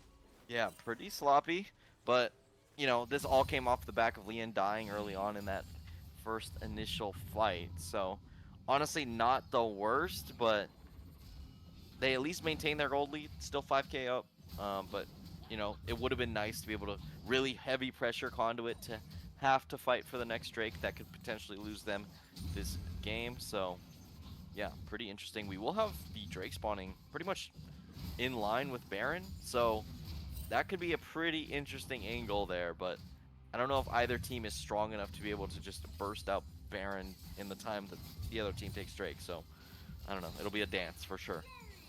Yeah, and it's just going to matter how well they can lead in that dance versus if they have to follow. Let's CLS have managed to, I think the fact that they're maintaining their deficit instead of losing harder, or in fact even starting to make a little bit of a comeback here, it's a good sign for them at the very least, as we're going to have a pause, as it seems not important, having some potential connection issues. Hopefully we'll get an update on that as soon as possible, but we get a bit of time to breathe. We get a second, as it's been for the last like 10 minutes or so, kind of just fight. So we'll get a moment to hang out here. Yeah, get a moment to hang out while my camera does. It's typical. It doesn't like focusing on you at all. I guess It's when because we I have a second here. like part of my bed is white, I think, and Mhm. it's like, oh, that's the human. I swear. That's a person. That's got to be a person. Yeah. While we have a second to think, have you heard any of the news coming out of LCK recently with all of the Oh. roster changes that are coming through? Yeah, a little bit. I mean, I've seen people memeing also like, oh, it's gonna be in 2027. It's gonna be HLE Carrier and Yeah. HLE owner and HLE Zeus. HLE Zeus owner Carry Aguma versus T1 Faker and whoever he manages to get. Yeah, But yeah, the you're looking at T1 is kind of a Pace? shock. Especially since it seems like Pace is going to be the one to like take his spot, yeah. Pace goes kind of crazy. Honestly, I think Pace was like the best AD carry in LPL. Hot take, but Ooh, hot take, okay. yeah, I think he was very, very solid. Unfortunately, his team was terrible. And now you get to match him up with the best support, inarguably, in the world. So I think it's still pretty good. They still got owner, and we got the GOAT Doran in the top lane. The Krug Lord. Yeah, so Maybe not a finals MVP, but MVP in our hearts. I think for sure I could see this roster doing well. I will say I will expect T1 to pick up like a rookie top laner to sit behind Doran and kind of build him up. I think that's probably they've got the T1 farm system. They're already cooking. Given that Yeah. Kobe's already gone, Smash is apparently leaving as well. I think I saw he was moving. It wasn't to a LPL or in. Oh, in Smash US is going to. He's taking Was it aiming a- spot on DK. I'm Yeah, not on sure. DK. I think it was either DK or like DNF. I know Yeah. Barrel is probably gone as well, which is another big deal. That guy, a 3-time Worlds finalist. Three-time guy. World Finals, 2-time World Champ, Barrel somehow. That's the guy. He's up there with the greats. That's for sure. It is insane to think that Barrel has 2 World Championships to his name. That is a wild statistic. And 2 waifu skins too. That's crazy. True. He managed to get Leona and Ashe, and you know what? Good for him. Yeah, and then what other changes are there? I mean, Teddy is moving teams again. I know Berserker's going NA. Yeah. So Berserker's coming back to NA. Aiming is off DK. Canyon got re-signed with Genji, so it's not going to be surprising. T1 Canyon. I thought Yeah. Canyon was going to LPL 100%. I'm glad he's not, but at the same time, it felt like Genji, like with Chovy already on the roster, it didn't feel like they had the stuff to keep Canyon around. Yeah, I mean, I what I assume is Canyon took a pay cut, but he already took a pay cut earlier to join it Yeah. originally because I HLE mean, was opening the DK wallet. DK probably handed him a bag and a half for all the time that he was on there, so I don't think he's exactly wanting for a lot of cash. That's fair. currently. Yeah, that's true. Yeah, I don't know. I'm curious to see what KT picks up because I was saying because Guma BDD would have been a good target, but they lost the bid war against It looks like against HLE Guma, HLE. Yeah. So now it's like, what bot lane do you even pick up? Like, there's like, oh man, I would hate to see BDD get in jail with aiming again. Oh my god. Please, no. Well, speaking of aiming in jail. Oh yeah, well, you know. just search probably- aiming 15. That's the meme. Yeah, that's the one. Oh god. I'm hoping we'll get an update on what is going on with the pause, and hopefully we should get back to the game soon. We're talking because we have the time. The state of the game is still fairly Flash Syndicate favored, but I think the momentum is starting to swing a little bit towards Conduit at the very least. They've started to play their pick comp like a pick comp, and this is something that we saw in game 1 as well. They started playing pick, they were doing a lot better, but then they started 5v5 team fighting again, and that's when they lost it all. You ended up seeing the back door to end all backdoors for them, as the rest of the team just stalled it out. But I wonder if Conduit can just maintain a little bit more of that discipline here for I'm game calling 2 it to say, now. hey. No. You're saying no? You think it's gonna be Flash Syndicate Yeah. gonna win? Nah. Okay. There's no shot. No shot. Ash.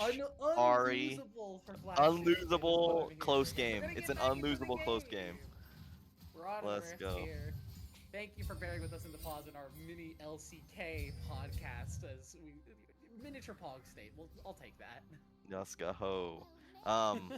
Now we got, yeah, the main reason I'm not sold on the Conduit comeback is because they got Ashe, Ari, and they got a Mikhail's and a Cleanse on the 80, enemy 80 carry.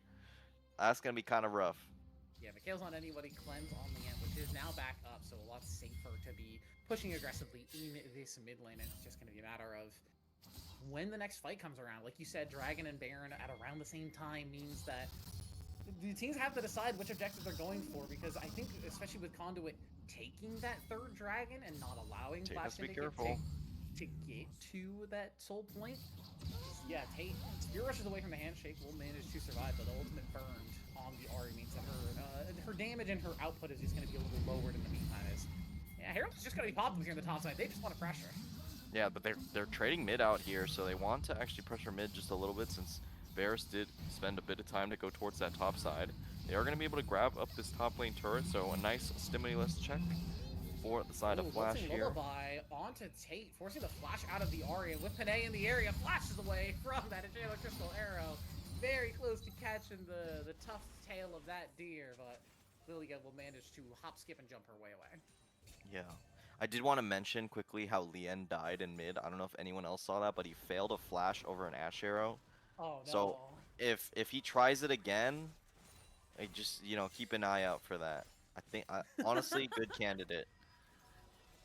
Good candidate to make it, or good candidate to... No, I'm just going to leave it at good candidate, because I don't necessarily believe, so I'd like to see it again.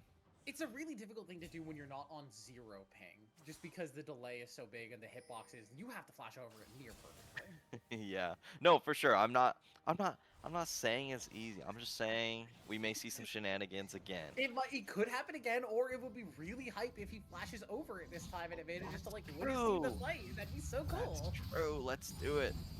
Send it again. You gotta burn his cleanse first though. Yeah, so true. someone go and do that. Because you can't just cleanse away from it. Yeah, no, for sure. So, all right, what's the game plan here? Worm Jones probably gonna need to get some deep vision before this Drake does spawn in 30 seconds. Of course, it's not the biggest pressure in the world, considering they were able to get that last one, but gotta be a bit careful walking in. Baron instead, but the vision currently is all Flash Syndicate on that Baron side of the map. It seems like Conduit just want to continue to play for the Dragon. They're saying that they value these stats very highly as Ian goes the Camille onto Lien, but he's got the bailout on top of him. The hostile takeover is pretty massive. Can Lien get something done before he bails out? No, he is gone. Terry doesn't get the golden eclipse off, and Conduit start falling on Flash Syndicate. A double kill for Tate. Not important falls through Zanya's. A triple kill for the Ahri. And they're going to chase down Winnie Richard. Another nice charm. Some more shutdown gold. Plenty of kills to be had. A clean ace for Conduit. Hey, you know what all I gotta say is you're welcome. I made this happen. I said there's no way Flash ever lose this game, and guess what? Just like that, Conduit with the goated team fight just finds Lien in the middle of the lane with that hostile, or no, that's the wrong one. Ultimatum. Yeah, that's it. Yeah, so that was honestly unexpected. I did not expect the Camille to go in 1v4 basically and get away with Lien dying on the end there. So good coordination there for Conduit. Oh yeah, for sure. Very impressive team fight. 5-0 makes a lot of sense to me, and now the game is even. And they have 2 of those juicy chemdrakes that you were talking about earlier. Yeah, I think the extra tenacity is going to be really clutch for them. And even the heal and shield power for this Karma, who already has that Moonstone in inventory, another 5 stacks on that Dark Seal as well. Look, these individual Dragons bonuses stack up quickly, and suddenly you can't get a full charge piercing arrow on that Chains of Corruption. You can't get a full rotation off of one route from Terry. You can't set up perfectly off of that Lilting Lullaby sleep. The stats matter, and I think it's going to actually end up being pretty impactful, especially if we see them get a 3rd or even the 4th Chemtech Dragon. Yeah, and now KitKat has the pressure with the Baron to be able to just push the wave into Winnie Richard, who's had a pretty safe time. I think he cares that much, unless they're willing to burn the ultimatum on him, which they are definitely not at this point in the game. He's a little too tanky for that. Vinny Richard, yeah, just comfortable to say, you know what, that's an outer turret. We can get that up. Yeah, you know, it's pretty interesting because Leon didn't actually end up burning anything in that last fight. So, I mean, Flash is still good to fight for this next one. They're probably gonna wait for not importance Flash to come back up so that they could get a massive lilting lullaby, but you know that's all dependent. Sleep, but not a 9-man sleep, as we've seen. We'll send a 9. I mean, we could do 10 actually. North America is never gonna live down the 9-man sleep. I mean, we were sending apparently one of our goats, you know, and then they did that to us, so deserved. Yeah. Apparently deserved, but the state of the game here, I think, is still Conduit flavored for now, at the very least. The game feels tight. The gold lead is only about 2,000 between the two teams, but again, the Dragon value coming in for Conduit. They already got the Baron, and they've gotten a good amount of value out of the Baron, but they're not going to be able to crack the base at this point. But I worry about the fact that they don't have a real front line. They're playing a very needs to execute perfectly composition, and so far so good, but they make one misstep, Flash Syndicate is going to fall on them like a house of bricks. Yeah, I mean, this is a very impressive like gold difference here, Richard. Are we really throwing? We're throwing the Enchanter Crystal Arrow. We're trying to kill Winnie Richard. I mean, Sinful Sam has the attack speed, has the damage. I mean, if he's not gonna ult. Yeah, the Ash will fly through the tank. Well, that was you know, we talk about greed for summoner spells, and this was an ultimate. We're greeding, but that does. I was just about to say this is like a very impressive gold swing for the side of Conduit. I mean, it was minus 5k before that fight started. Fight finished, and now they're up 4k. Like, this is, they've pretty much grabbed up all the available gold on the map, and with the additional bounties that they had as well, I mean, it's just completely slingshotted the entire game in their favor. So honestly, this is pretty impressive. They still have to get through the final, you know, inhibitors and stuff, which means they do need to find some good engages, and Flash Syndicate hasn't really grouped as 5 since that last fight yet. But now with the Baron falling off, I could imagine that being the case, where they just say, all right, we're going to play with our Scion. But you know, Winnie Richard once again on the side lane alone, so I could see maybe they look for something on him. If they go for the pick again, surely it won't work 2 times in a row. No cleanse on the Scion, you know? True. He only has an unstoppable ability.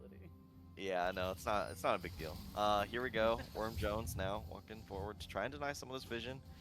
Drake is spawning in just over a minute, so they should have good amount of prep and should be able to secure this Drake very easily. Chemtech Drake is one of those that stacks very well when it's just itself, like 4 times. So again, the tenacity is such a valuable stat in League of Legends, and you don't get it from a lot of sources. The fact that we have a dragon that gives it alongside healing shield power, he's so damn useful. Yeah, they are grouping now as 5, but 40 seconds on the Drake. People are still resetting right now, so they're not going to be in the best position going forward. And walking into the Ashe composition is never going to be an easy thing to do. Yeah, they're planning for a retake here instead of trying to fight for positioning. 3.5 items on the backside, but it's 3.5 for Sinful Sam as well. Is just kind of scoping it out, trying to find someone on the side, but it looks like we'll go and split top side or just go for the TP on. It's gonna have to be soon. Looks like they might just give it up. I mean, I don't know. I don't know what the angle is here. Maybe just push mid and force them to fight into you. Simple Sam walking it up. Simple Sam eats the slow. Unstoppable Onslaught is not gonna find its target. Bowling Ball misses as well. Pinay peels off with the dragon as Winnie Richard is going to start taking damage. Sinful Sam throwing the arrows in. Asher on to the backline. Pinay gets in. Gitcat with the flank. Leon flashes out. Manages to survive for now. Not important is going to get to see a massive hostile takeover as well, but the damage is just not there. They managed to find 1, but already lose 2. Not important, and Bento down. Terry should be the next to fall, but manages to get away from the charm very nicely. Tate burning, ticking away, but it's not going to tick down enough. Heals up with the passive as well and goes unstoppable. Pinay will pick up Winnie Richard. Leon survives, but he's the only member to do so. Yeah, very nice fight there. I mean, I was watching that flank the entire time, Gitcat just on the backside, but Leon honestly played that really well. Flashes towards the one angle that was available to be able to survive, but at that point, your Varus is still forced out of the fight. And since you know, the Lilia just gets popped immediately. It gets kind of difficult to dole out the sustain damage you kind of need into a kind of Camille Wukong composition. So it's pretty well played here for the side of Conduit as far as the micro decision making here. So it's definitely a little different than before in the game. So I'm pretty impressed, gotta say. And now they are going straight onto this Baron. TP's coming through, so it will be a 5v5 here. Yeah, On no this flash Baron. on not important. No flash on the Inclin still available for the Varus, but the only flash that Flash Syndicate has is on that support, and no hostile takeover available just yet. There's the arrow. It's going to land on the not important. Cleanses away, but it's a little too late as the ultimate's going to come through. For Panay onto the backline. Charm lands on Evento, and he will fall when you're Richard left alone on the front line. A double kill for Tate, and Conduit just continue to fall against Flash Syndicate and find them wanting. Yeah, I think the issue is they keep walking into Conduit when they don't have vision control for the side of Flash. And like the good thing about an Ari Camille Wukong is you can come at every single angle. That is the biggest strength. So them just kind of walking forward through this, you know, territory where they have literally zero vision is just constantly resulting in them losing these fights. So honestly, I can't say more. You know, Conduit's just playing it well, and Flash haven't really thought of the compositions holistically to be able to find the angle to win these fights. Yeah, Conduit really want to set themselves to, at the very least, an even game score here. Set themselves back to a best of 3 with a couple of fearless bans, but first inhibitor will go down to that top side. Mid inhibitor is also being targeted and should fall with the minions there, just pushing it down just enough. Of course, ticking lower. That cannon creep putting in work, and it will finally take the inhibitor down just on that last shot. So 2 inhibitors down. Now they are going to be positioning for the last one. This is the kind of fight you want as Conduit. So they really need to engage sometime soon. But they just aren't pulling the trigger. It's too hard to walk into this Ash Karma Ari. Yeah, Flash Syndicate, you have to mount a base defense. You've only got your Nexus turrets left. Those inhibitors will respawn, but it's going to take some time. Terry with a nice reflect rebuttals that charm. Hope landing onto Winnie Richard, but it's not the most valuable target. But we've seen Sinful Sam cut through this Scion. Charm lands again, but now the engage is on to not important. Can't Zonya's in time, now dominating, and this feels like the last dominoes falling for Flash Syndicate as Conduit in dominating fashion return from a deficit and are going to look to take game number 2. They're looking to pad the stats a little bit more as we pick up Woody Richard, but the fight will continue on, and everybody from Flash Syndicate blows up. We in inside the base. One more take of damage. It's the kill over to the Ari. A double kill and a big win for Conduit Landslide. Commanding victory here for Conduit. I mean, it was not clean. You know, they were down 5k, but they find the fights that matter back to back to take it home for themselves. So now it's 1-1. You know, you said it before, this is now just BO3 territory with some fearless bans. And honestly, there's a lot of questions for both these sides. I think the biggest issue for the side of Flash was just establishing your fight lines well. They didn't know, okay, what territory do we actually have and can contest versus, okay, how do we break through this line of engage kind of one-shot potential from the other side from Conduit, but they couldn't really come up with any big answers, so it results in, I mean, what should be an unlikely win here for Conduit, given that game state.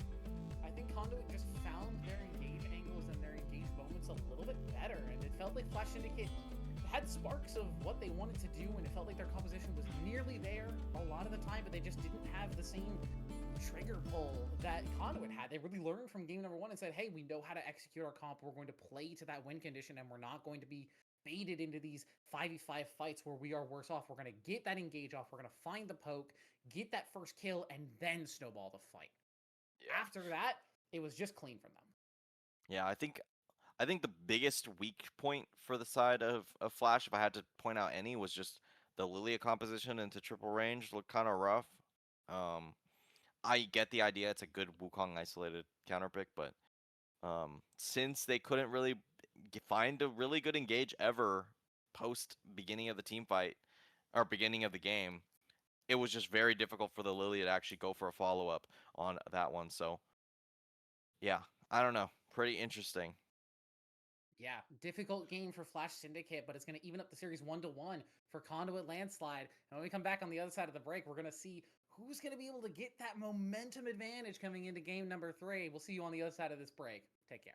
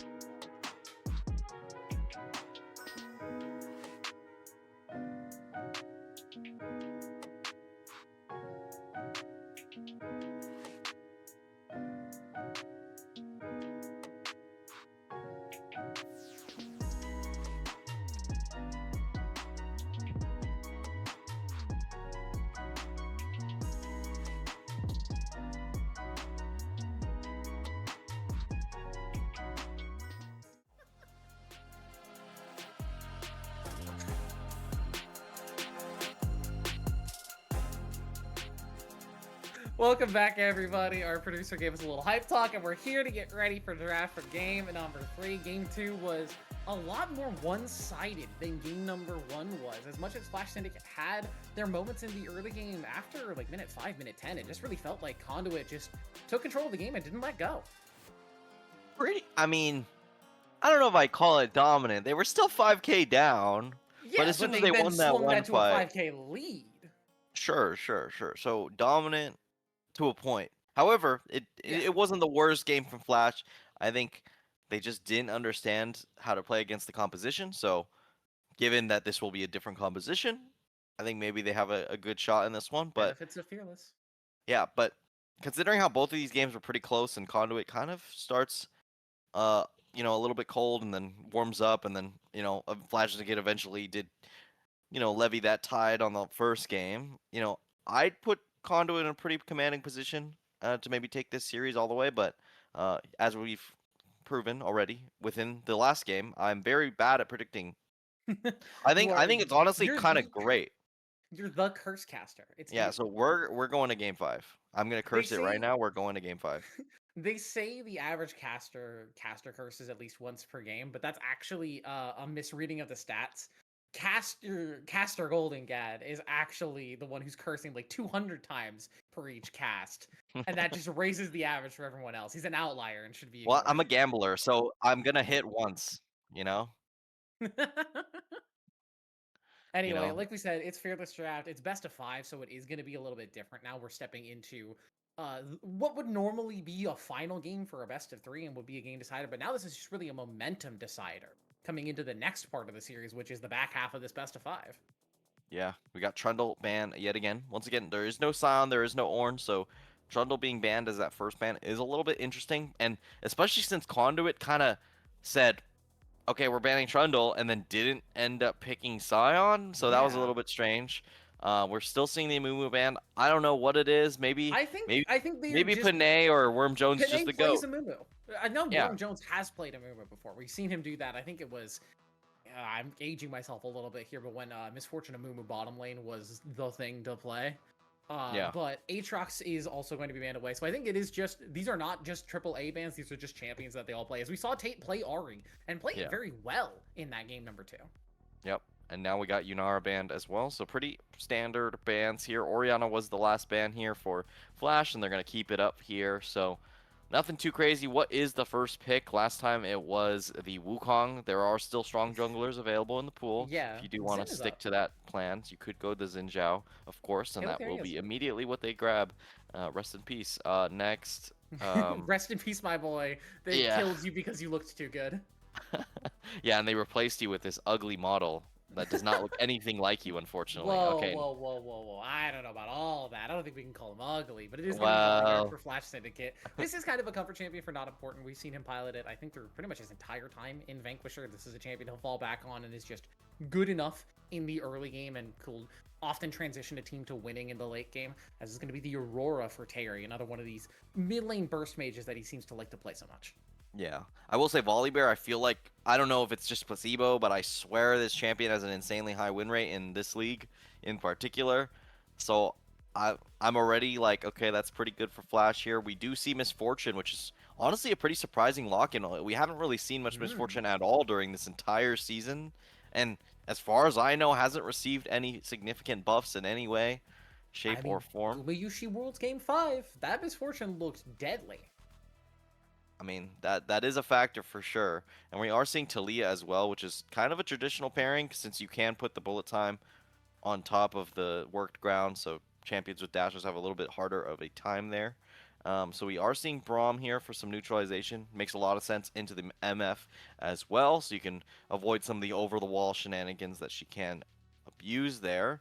We are seeing Lucian get banned out, which makes a lot of sense. That is such a strong bot lane pairing. Rel getting banned away since it's good at interrupting. Poppy as well, also great into Misfortune. So, or not Misfortune, into the composition they already have. So Mhm. yeah, Garen getting banned as the last Garen, ban. That's okay. interesting. That makes me think they are definitely going a tank on the top side. Yeah, that feels like almost trying to protect a Cassante potentially, as that Yeah. seems to be the common counterpick. So Oh, it's actually Flash Syndicate who are going to be the ones to pick up the Cassante instead. So now it's going to be a matter of what are Conduit going to pick into this tank. They do still have options. Set is something that we saw banned away in game 2 that is up and available now. There was also the Fiora, but it's going to be the Set that's the lock-in for GitCat. yeah. Seems like it's a pretty reliable Git Cat champion there of the set into any of the tanks. So seeing it off the ban table makes a lot of sense. Kasante gets grabbed up, and we're getting a Ooh. Zillion. Time Wizard is here Okay. for a very interesting pairing in the bot lane here. Misfortune Zillion, something you probably haven't seen since probably season, I 2? want to say season 3? 9. I feel like I saw this combo in like season 9. But Hmm. definitely interesting. We're gonna see Jin as well. I Jin don't like this Braum, Jin. one of the greatest bot lane pairings in the game. I I'm don't I'm like this joking, Jin pick. obviously. I'm not a fan of this Jin pick. Kai'Sa was right there, and you need the extra mobility to get away from Zillion, to get away from Set, even to get away from Talia Zin. Jin just feels like it's not it in this game, and I'm I mean, very worried about Lien being able to perform. what movement do you need when you're 3 screens away ulting? So, Yeah, I mean, maybe if that's your just the ultimate is game going to be plan. your only contribution to the team fight, absolutely. But I feel like they need a little bit more than that with the Volley Bear and the Cassante on the top side. Volibear, Cassante, Braum, just low damage overall. Aurora also, if you don't get Yeah. that fed, can struggle a bit in these fights. Hmm. But they should be pretty long fights, which Aurora really excels in. So as long as she's able to stay safe and is piloted well by Terry here, I could see it going pretty well here. But you know, I'm looking at the side of Conduit. I'm liking mostly what I see. Set good matchup into Cassante. You got Xin Zhao should be able to free farm into the Volibear. And then you got I think I like Talia into Aurora. I think it's favored for her, so that's also pretty solid. You also get the roam advantage towards the late, mid to late game, and then of course you have whatever the concoction of Jin Braum is. At least you'll maybe survive the MF Zillion. But I will say Braum is like super prone to just Yeah. catching a double bomb on his forehead Yeah. with the wall. With the like the unbreakable is very good into the misfortune. You stop the bullet time and you prevent a ton of damage from your team. Isolated, I think Braum versus Misfortune is great. Braum Jin versus Misfortune Zillion feels a lot worse for the pairing. I think there were other 80 carries on the table. I don't know if Leanne has proficiency on them, but this is kind of what happens in these long series, in these fearless best of fives. You kind of get exposed if you don't have a deep champion pool. I think especially as an 80 carry, you kind of need to know the whole roster if you're going to be going this deep into a series. Yeah, honestly, a champion I thought would have been interesting is actually Twitch in this one, but that's super spicy, and I understand why they wouldn't want to risk that. But now you're in a situation where Jin and Aurora both have to be very reliable as far as doing damage in this one, and no matter what, Set's gonna be able to ult that Volibear back into your team, and that's gonna be pretty Mm-hmm. terrifying of a prospect here. So I don't know. I'm feeling Conduit. I think they should have a good time into this one. They don't have the same kind of engaged issue as the last one, since they do have reliable or decently reliable long range engage with the Zillion slow for the most part with the double bomb. That is a tale as old as time. Haha. Zinzo Zillion is also underratedly very It's deadly basically as karma. yeah, it's karma, but I would argue even a little better because Zin doesn't really worry that much about actually like sustaining and taking a bunch of damage, but getting to where he needs to go is the real problem. If you miss that wind becomes lightning, your dash range is so short. But if Zillion just gives you 99% extra movement speed, suddenly you can go wherever you want. Yeah. So I mean, I think it'll be pretty interesting. Conduit should also have the map advantage. They move just faster across the map. You have Strut for the Misfortune. You have the Wall Ride for the Talia. So I don't know. I think they should have it in the bag, but this will be my one correct prediction, surely. I mean, I was gonna say you predicted Conduit, so that means Flash Syndicate is guaranteed to win, right? Guaranteed, 100%, right? 100% guaranteed. Can't change it. Can't disprove it. As Winnie Richard and Git Cat are gonna trade a little bit up here on the top side. Make use of that extra damage off the Cassante passive. Huge damage. Wow. Wow, But that's I feel like Set doesn't care that much. yeah, high proficiency on the Cassante there. You saw clicked the auto key when the set walked up. Let's go. We are establishing a nice 5-point here. No early deep vision besides that deep ward. Tate has to flash away from that Winter's Bite. The Deadly Flourish is going to land, but do they have enough follow damage to actually kill? The stun's going to land. Fourth shot. The pullback. Two-fold Hex. Terry finds first blood. All right. On display there, you see the Jin Braum is definitely the GOAT right there. That's why you picked Jin Braum. They were There it able to is. stack the concussive blows enough to be able to give the kill over on to Terry. And I was talking about how Aurora needs to get off the ground, and first blood immediately is a pretty good sign for them. So yeah, pretty nice. Tate also had to burn flash, so should be able to translate that into a pretty big lead in the mid lane. Make it level 1, but Winnie Richard's just going to get that Ntofo strike back. Conquer's stacked for Git Cat, though, means that the trade is a little bit less than ideal. Simple Sam and Worm Jones in the meantime trading in the bottom side. Bento taking a good chunk of damage. Has to be, I think, a little bit more careful of the Misfortune early game. Those love taps are a little bit stronger than love taps. Yeah. I was pretty interested to see that the set actually started W in this lane, but Yeah.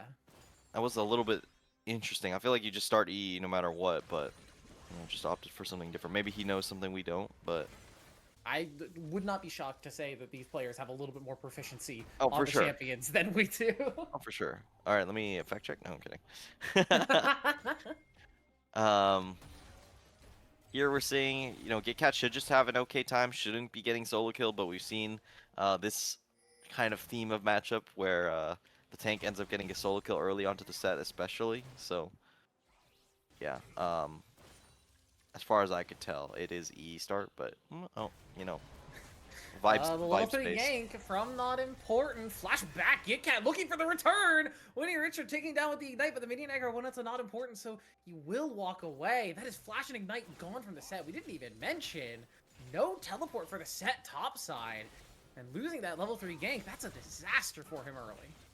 Yeah, luckily the wave wasn't in too bad of a spot, so should be able to just grab up the full wave. Lian has to flash away, just terrified of the position of a potential double bomb. I mean, that felt a little bit preemptive. You're playing against a lane you probably haven't played against ever. Maybe once, max. Maybe once or twice, yeah. So you just don't know how much damage these can do. So I could kind of see the reason for flashing there, but that is a little bit interesting. I feel like you could just get away with a barrier there, but maybe he wants to preserve the HP bar to be able to stay in lane. Terry taking a lot of damage here. Yeah, gets the weirding back, but takes quite a bit of damage to do it. Terry jumps forward. Panay doesn't manage to find him with the wind becomes lightning, so he will manage to survive that. But everyone else... I think the other part of why he flashed away is he was expecting maybe a bot side jungle gank, as they did spot Not Important on the top side. They were expecting the cross map play, so just burning the flash early, doesn't want to get stunned up and then die anyway. As nice route lands onto Sinful Sam. The bomb's gonna land, but Sinful Sam fairly low, managing to hold on to the barrier and the flash though. Nerves a steal on this AD carry. Yeah, able to move so fast with the strut on top of that, so not too worried about any follow-up damage. No one else on the bot side here, so Lian and Bento are free to play as aggressively as they want. They did spot the Xin Zhao on the top side going for a recall, but we have a TP behind. Yeah, Reminiscent of the Lian olden just looking days. for the fight instead. Tate looking to teleport onto this bottom lane. Lian doesn't get the fourth shot onto the right target. They're just going to go under tower to look for a potential kill. They'll deny the assist to Tate, but a double kill over to Sinful Sam. Yeah, still worth it here for the bot lane here. Sinful Sam and Worm Jones able to survive there. I mean, is Jin Braum broken, or are they broke? You know, we'll have to see. I'm gonna be honest, as a bottom lane player, broke. Definitely broke. I agree with that, but I didn't want to be the one to make the call there. You take I all will confidently liability. say Jin Braum is up there with Jin Lulu for bottom lane combos that really should not be played together. Yeah, I think I agree with that. However, you know, they were kind of giving it there to Sam, so maybe playable. Who knows? Either Playable, way, I think almost certainly. I think any bottom lane combo is technically playable, but is it good is a totally different question. yeah. Now they're getting the shove in once again on the bot side here. Both junglers in the area, so getting a nice early ward, and maybe just starting it up here for not important onto this Drake. I don't think Pathmaker. Conduit has any reason to know that this is getting started, especially with some prio on the bot lane now. Yeah, they're playing aggressive. Double bomb is going to land on the Vento. Gets the Unbreakable up, but already under half HP, and that bomb is going to take him to a third. Simple Sam and Worm Jones are going to walk up to the Dragon now. Pathmaker lands again onto Gitcat. Haymaker's there, but the Intofo Strike Boom. knock up. Winnie Richard gets his revenge for games 1 and 2 and finds the solo kill. All right, typical. Set has to die pre-level. I think this is now our new rule. Set has to die pre, pre like one item to a tank. That's just the rule now. I guess so. You know, this is the world we live in.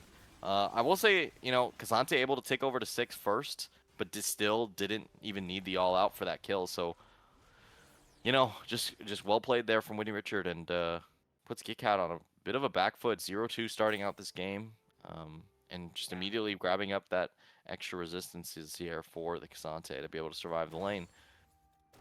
And I think the not having teleport really is going to end up being a big factor for this top lane matchup. The fact that Gitcat with the Ignite is not winning early, is not able to play lane dominant, means that now Flash Syndicate gets to play the cross map. They're sending Bento and Lian up to the top side because they can poke out the set. Even level 6, he's not really that threatening unless he can get close, but with the teleport, I think Winnie Richard is just happy to say, hey, I will farm under turret and I don't really have to care.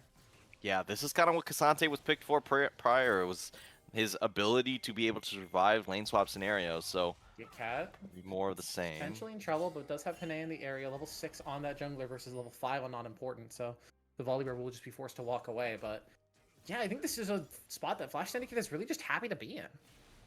Yeah, they are. This gets the Jhin back online, and Kazante is probably not going to lose too much, especially now with the entirety of the bot lane roaming up. So Tate and Pinay just able to farm up for free. They are swapping back, but Set still just kind of hanging around. Hasn't indexed towards the bot side. Top side as Panay lands, the wind becomes lightning. It's going to knock Bento all the way back and pull him away from Lian. The barrier is going to keep the Jhin alive for a little bit longer, but now Bento's the one in trouble with no flash, with no stand behind. The bullet time! Sinful Sam on a killing spree. Yeah, very well played there. You saw Worm Jones able to do the double bomb on top of the Xin Zhao. Little bomb delivery system, Tristana-esque. Able to find that one. The Slam Jam, as they used to call it. Shout out to a very old Civ HD video. Oh man, that's a classic. Yeah. But they are going to be able to, establish some control on the bot side. Gitcat did have to burn Flash after getting caught out in the jungle a little bit there, so not a completely free pick and grubs for the side of Conduit, but, more to be expected. Gitcat will just kind of suffer until one item does get completed, so going to be a pretty difficult one there. Yeah, now kind of just playing weak side set as Winnie Richard looked for a potential play, but Gitcat managed to get out of it. Flash is traded by these top laners in the bottom lane, but other than that, nothing else. Yeah. I will say Tate, pretty aggressively just using these abilities right in front of Aurora, so it's just going to be a pretty free farming lane for both these players. Bento now on the top side, clearing up some vision, so we're still going to persist on this lane swap with the next Drake coming up in 2 minutes, so I'm curious to see which team finds a pick to be able to actually go grab that up or not, but it feels like Flash Syndicate should have the advantage unless Conduit manages to rotate their bottom lane down. It looks like they're sending Sinful Sam back up topside to collect the CS, but we've got Worm Jones on a roam timer here looking around the map. It's still 2 minutes, so it's just going to be a matter of... Yeah, but you can't just let that kinda wave die rough. to turret. Yeah, So I don't know. It's kind of curious. I mean, Misfortune is very good at running across the map, so maybe that's just their thought. Okay, we have the advantage anyways. Winnie Richard now. Gets the pullback onto Get Cat. Nice little auto spacing there, but jumps right into turret range instead. But it looks like they're just going to use the extra bit of pressure that the Zillion has to try and shove this wave out. Maybe looking for a potential dive. Panay takes up one tower shot, but Winnie Richard under half does have the biscuit and does have his bottom lane here as well. Leon with the curtain calls, they want to make a play happen, but I don't think they're going to opt into it. Yeah, they don't exactly know where that Talia was, so didn't want to go too far forward here. Tate now revealing himself on the bot side here. Sam's still locked in this top side, and now, I mean, honestly, it's worthwhile. Not important is forced to be on the top side since no one else can catch at this very moment. Kasante now walking over, has the TP, so they fixed their lane assignments right before the Drake here for Flash, so I think they have a pretty good shot of taking this Drake. Nice little bouncing grenade there. Takes Get Cat down to under about a third HP. He's playing set, so he should be able to regen back up at least fairly well. Will probably be a little bit above half by the time the Dragon actually starts ending up being a fight, but for now, it has been just a very slow game. Despite the kill count being near half a kill a minute, it's been rather slow. It's been the plays concentrated on certain times and certain parts of the map. Yeah, and I feel like the only result is that Set is homeless after all this. Yeah, Worm Jones is just going to eat it with his body. Leanne will not get stunned up, but the very fast Misfortune running at him quickly is going to make him fear for his life and be forced to walk away instead. Yeah, I'm surprised Worm Jones didn't go, you know, they just didn't try and go a little bit more aggressive to guarantee that double bomb, but you don't want to over-index a little bit and then get caught out there. Drake is now spawned. Everyone is on the bot side, and we're getting a flank TP immediately on spawn here for Terry. But this is a solo mission with Not Important now. Yeah, 2v2. There's that between worlds looking onto Sinful Sam, but he's got the Chrono Break on top of him, so they have to time it right. Flash and heal expended. Sinful Sam will walk away. Summonerless, but stays alive. And now the Kasante TP's in 1 versus 4, but he's playing Kasante, so I don't think he's feeling too threatened just yet. Now out to under a quarter HP. He's surviving with a sliver. Terry gets onto the back line and picks up Worm Jones. All the low members of Flash will survive. Pine can't finish anybody off. A triple kill to Terry. Yeah, and there you go. This is the TP advantage there. Able to find that fight there. Tate now taking a lot of damage. Might just go down here. Just be very careful. Half HP. Leanne does have that 4th shot ready to go. Terry pulls back the twin-fold Hex. Leanne, Flash 4th shot, finds the kill. Great fight there from Flash. Just utilizing the double TP advantage they have over the side of Conduit there to just leverage that side of the map. They are going to be able to grab the Dragon as well, so yes, they will lose the mid lane turret, but that's a lot of gold over to Flash. But honestly, the gold lead's not as big as I thought it would be at this stage of the game. Only, you know, about 500. I'm doing, oh my god, I'm doing math. 1.5. About 1,500. Okay. This is reminiscent of me during the break, but now Winnie Richard on the run. Gets pulled back by that Haymaker, slowed up by that time. Worm Jones just really wants to continue to chase down. Winnie Richard forced to flash away. Does have the Mega Blast Cone as we are on a Chemtech Rift again, so we'll manage to survive, but losing the flash on that Kasante is fairly important. Yeah, no shenanigans with the pullback from the all-out to be able to push someone over the wall with the flash, so that is a pretty big summoner spell there to drop. We can see here, Conduit wants to put a lot of vision on the top side to make sure to protect Gitcat in this kind of exploitable side lane here. So, yeah, I'm curious. Now we're seeing Not Important kind of go towards the bot lane, so Tate has to be a little bit careful. Volibear always could dive a turret when available. And Gitcat really wants to make this fight happen. Pathmaker out from Winnie Richard, just trying to survive. Haymaker does just enough damage combined with the Wind Becomes Lightning from Panay to finish that off.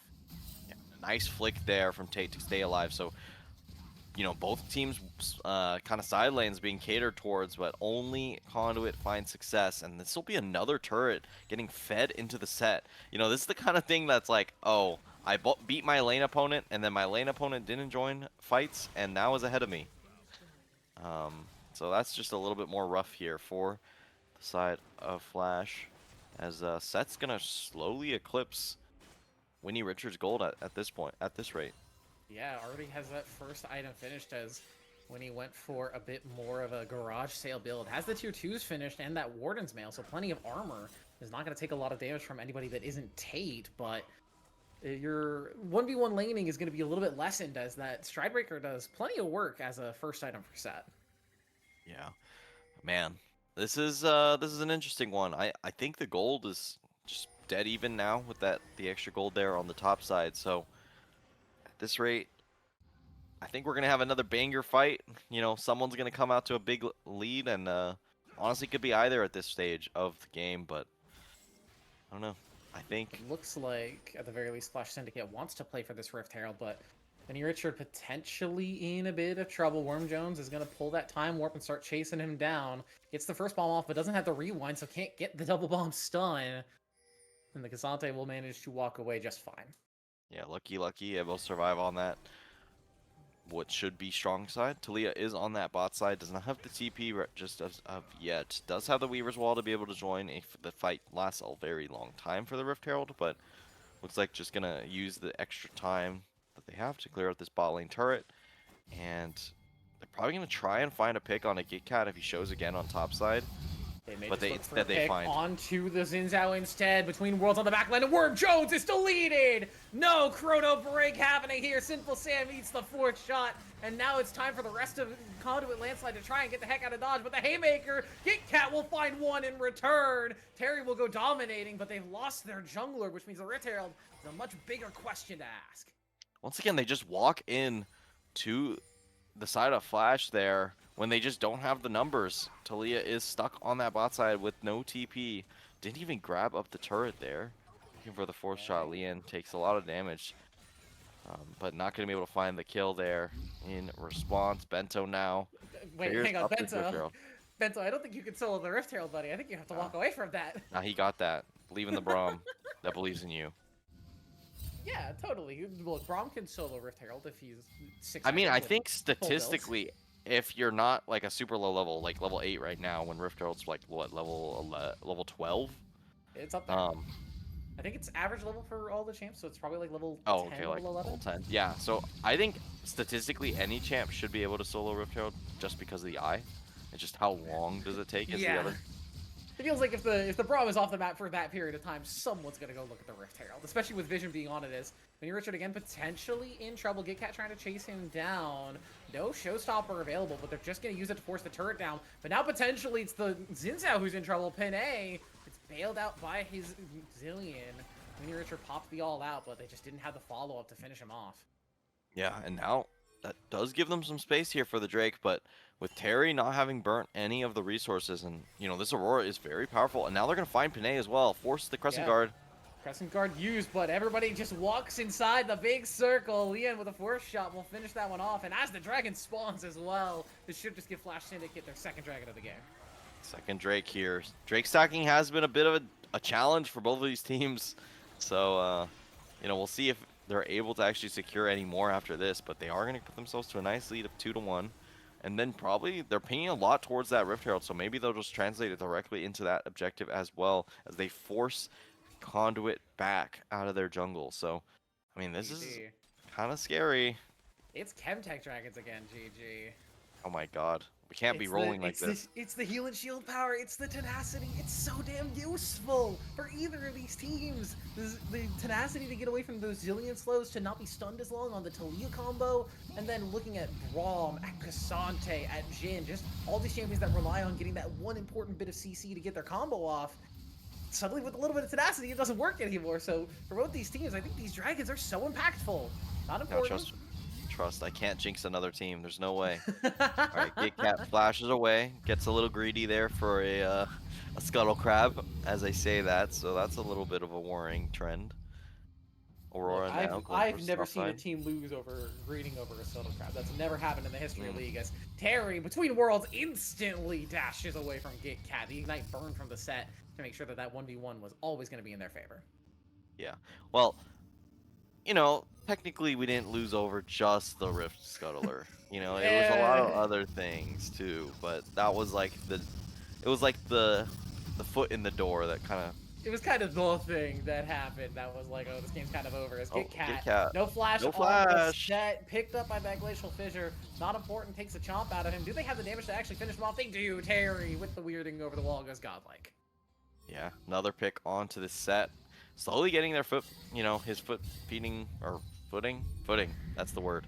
Footing back in this one, but still getting shut down. Just more and more. Just going to commit the Rift Herald on the top side since no one is in the area, and then use that extra time to recall here. Bento has to be a little bit careful. Is on the Comes up in Braum, which is 2 a little seconds bit as more well. tanky than the Sinful Sam is just Granada. going to run down Lee Yen. The trap's going to slow him for a little bit longer. Terry flashes forward, looks for a little bit of aggressive damage on Warp Jones! Deletes him off the map with the electrocute, smiting him from the heavens! Panay should be the next to go. The Crescent Guard will not carry him enough!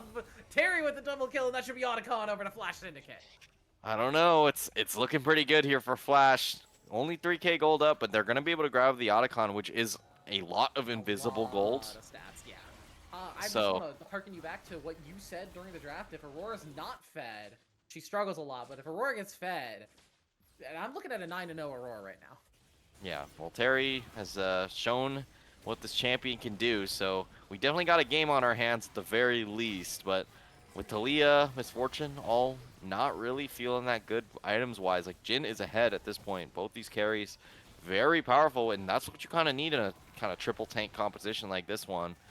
And, you know, it's a little bit of a worrying sign here for Conduit. They're going to try and make the best of it here. Now they are hitting this mid lane turret. Bento's able to block out some of that, force some turret shots onto the opponents here. Curtain call. Tate takes a the tower turret. shot too. Sinful Sam needs to start taking up the shots. The Deadly Flourish doesn't land onto Sinful Sam. I thought that was going to hit, but manages to sidestep it. Just barely weaves around his hip as they're able to walk away. Yeah. This is a pretty interesting game. They're only 3k gold up still for Flash here, but it feels a lot more commanding than that for sure. And I think it's just how they've moved around the map a little bit better in this one.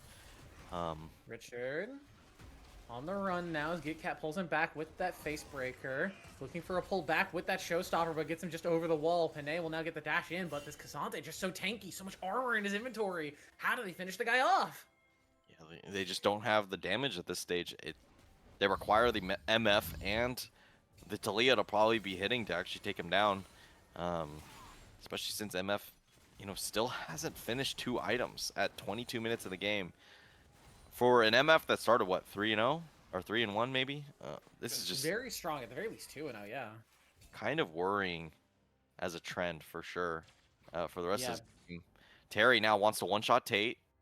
Really Seems thought like both about AD it there. carries- both AD carries are going to get for their Infinity Edge second. It makes sense for both of them. They're both very crit focused. Winnie Richard is going to eat a lot of damage. Wants to get the pullback with the Pathmaker, but does not get GitCat away from his tower.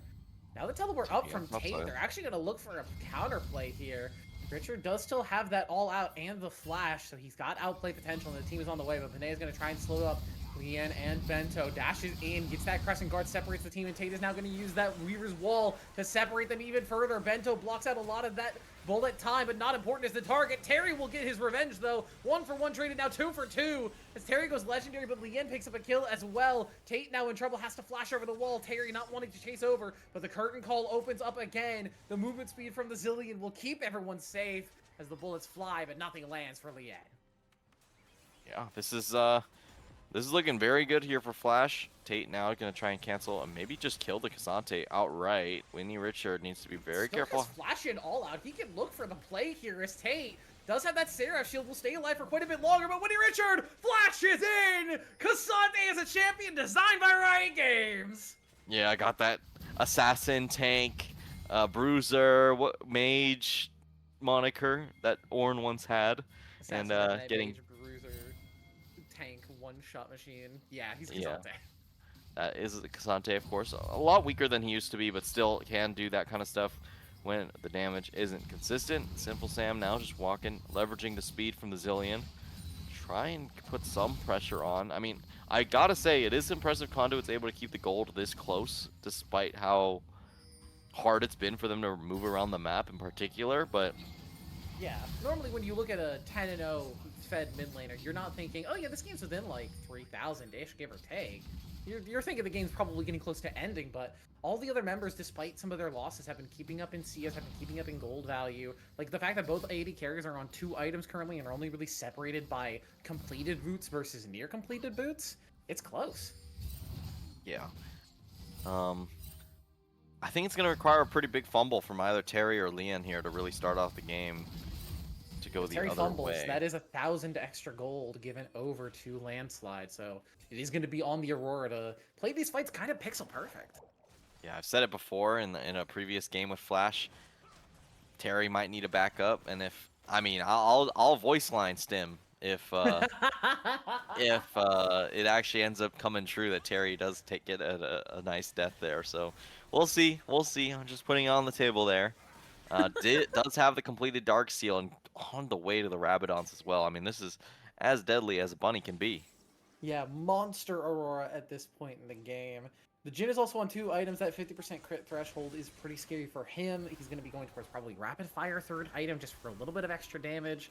But he does really feel like this game is on Terry finding the burst onto the right target. And Worm Jones, I think especially getting the ultimate onto the right target. Because if either Worm Jones gets bursted before the ultimate comes out or the ultimate is used on a target that's not getting bursted, the fight just kind of ends. But if they get that chrono shift, if it ends up coming back and they get that big chunk of health back in their team fight, they've got a chance to turn things around. Yeah, and you know, I feel like I haven't seen any really effective chrono shifts besides that first initial fight in the bot lane. So, you know, it is definitely something that they could improve going towards that late game. But it looks like a lot of these fights, you know, Worm Jones is generally been the one that's getting caught. Terry, it's pulled back. The showstopper. Hey, Terry, back it up, Terry! No! Hold over to Get Cat. My God, Terry, you can't be doing this to me. And now they're gonna go straight for Leon too. Yeah, Okay. Tate has the Weaver's Wall, but doesn't manage to find too much else out of it. Oh Yeah, no. that's you gotta respect Set's ability to just kind of cave your face in with that haymaker. Good flash by Gitcat, mind you, predicting the Between Worlds movement there. It was really nicely played. It was very nicely played, and if Winnie Richard also goes down here, that could potentially just be Baron. Pinay is gonna find him on the backside now. It's all up to Winnie Richard. The Cassante that it is to kill the Aurora. He's got the Pathmaker. He's got the Intofo strikes. He's gonna be able to pull Pinay back. Gets the stun off, but now Gitcat on the back line. They don't have Leon in the area yet, though. It's not important. It's forced to use that Stormbreaker defensively. Glacial Freeze are used as well. Terry TP'd in, but the fight's already done. Yeah, honestly, not the worst here. Jin able to grab up that mid lane turret as well. But that was a big shutdown over to that Set, who can potentially do a lot of work in this game. It was one of the reasons I said you have to have a Fed Aurora is to deal with this Set. Now having that Warlord's, whatever, the Blood Mail item. Almost. Yeah, okay. There. Man.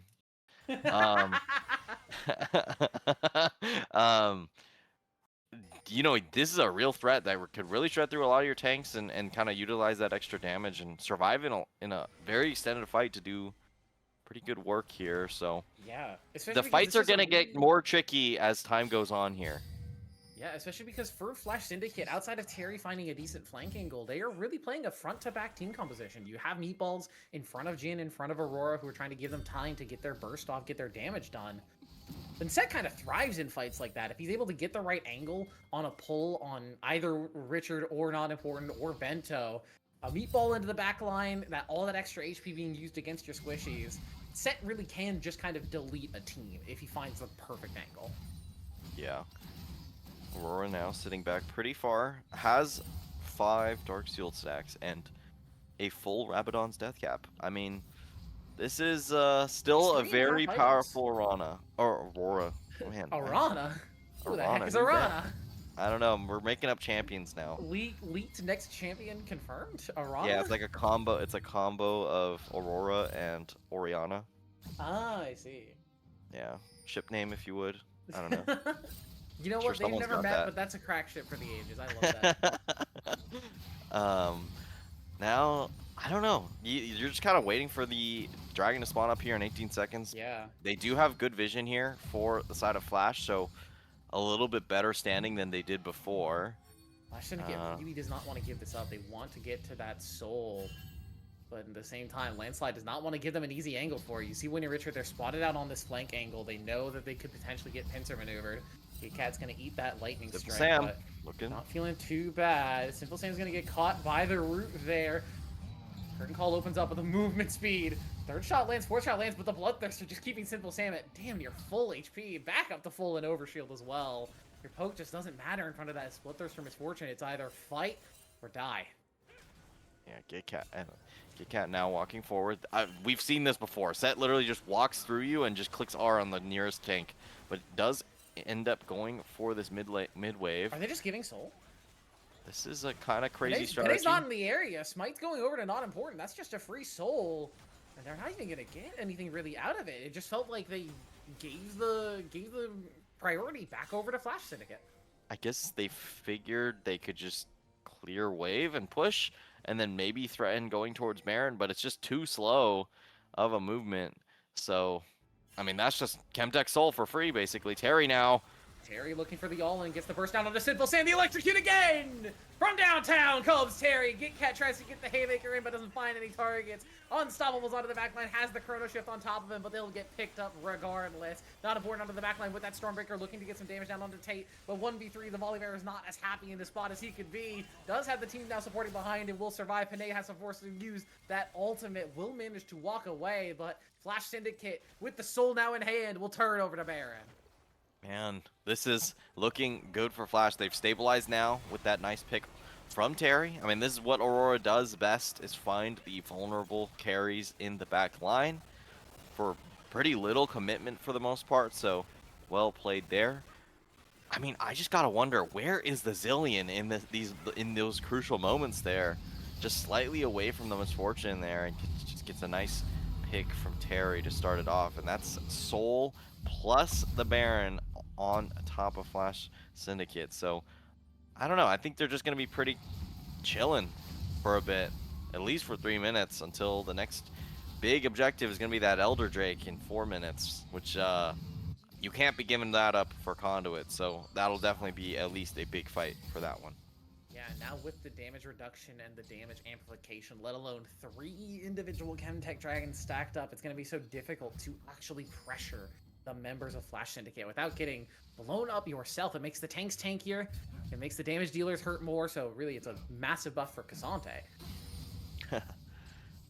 You know, as he is everything in one. Yeah, he plays every role, so whenever there's a role, a buff to a specific role, he always benefits.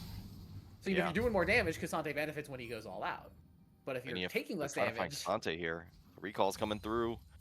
Cat should just be able to get out here just in time. Not important in Terry, not managing to spot him out.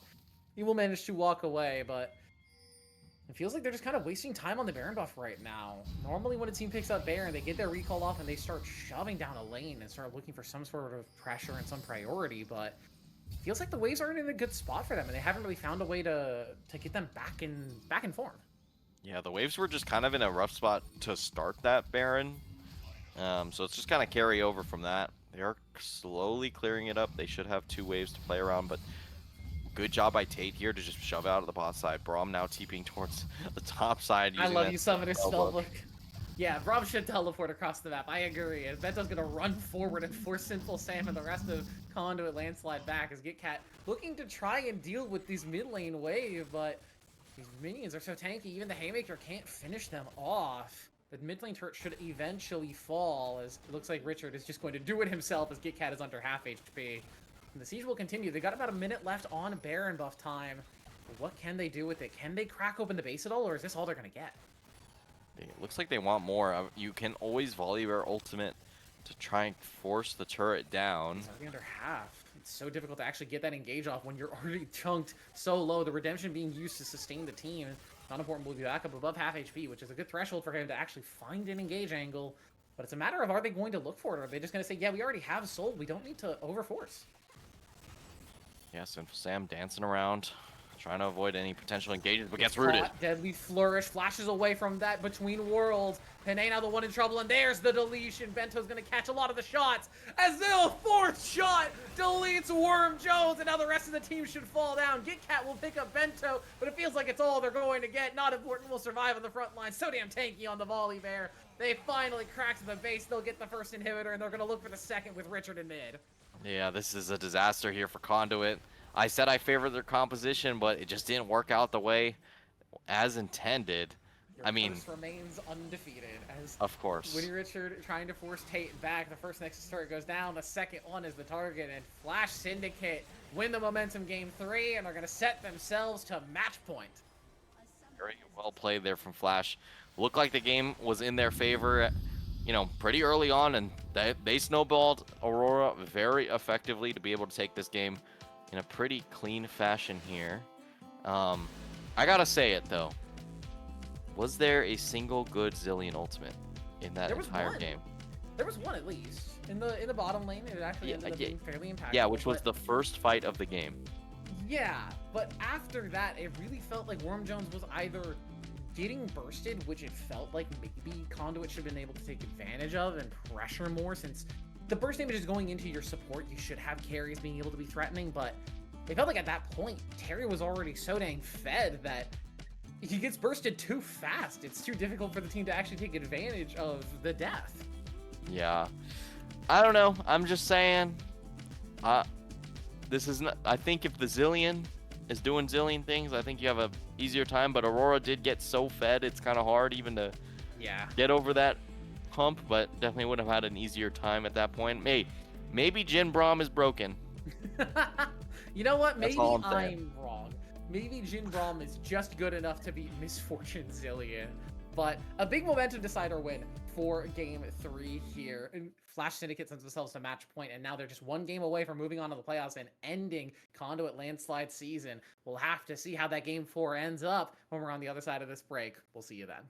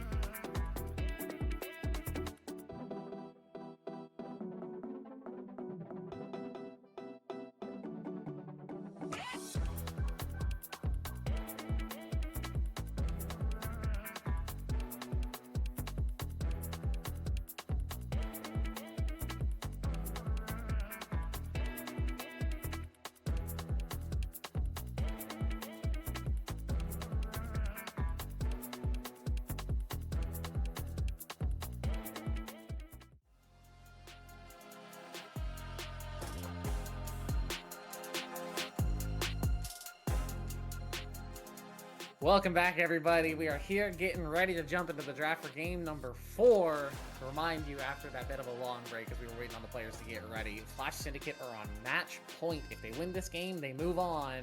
If Conduit Landslide wins this game, we will go to game 5. It's Flash Syndicate has been, I feel like, at the very least for a majority of the series, had a lead in gold or in tempo or in macro. It feels like they have been a lot of the times the team with the lead, whether it's gold or otherwise. Yeah, but then Conduit finds a nice turn team fight that they can actually kind of pivot towards, and then they find their win con and get their footing in. So I'm expecting kind of the similar vibe. I will say Conduit almost had a shot there. They found They were close. Terry on the side lane, and if they could have converted that into something more, I mean, maybe they could have actually converted it into another comeback. But As much as I whether hate to that would have say been it, enough, that's a different question. as much as I hate to say it, I think if that 1,000 gold went onto someone who wasn't GitCat or wasn't their jungler, it's probably a better result for them. Yeah. As much as GitCat has been attempting to be the carry player and the top side like outplay, it feels like anytime that he's been the PowerPoint for Conduit, they haven't been able to really play through him. As like you said, sides are going to swap again. Flash Syndicate will be back on the blue side. Conduit Landslide opted for red side this time around. So my question is now, what do they have for counterpick? What are they going to opt into for a matchup? As Trundle gets banned out again, and so does the MMO.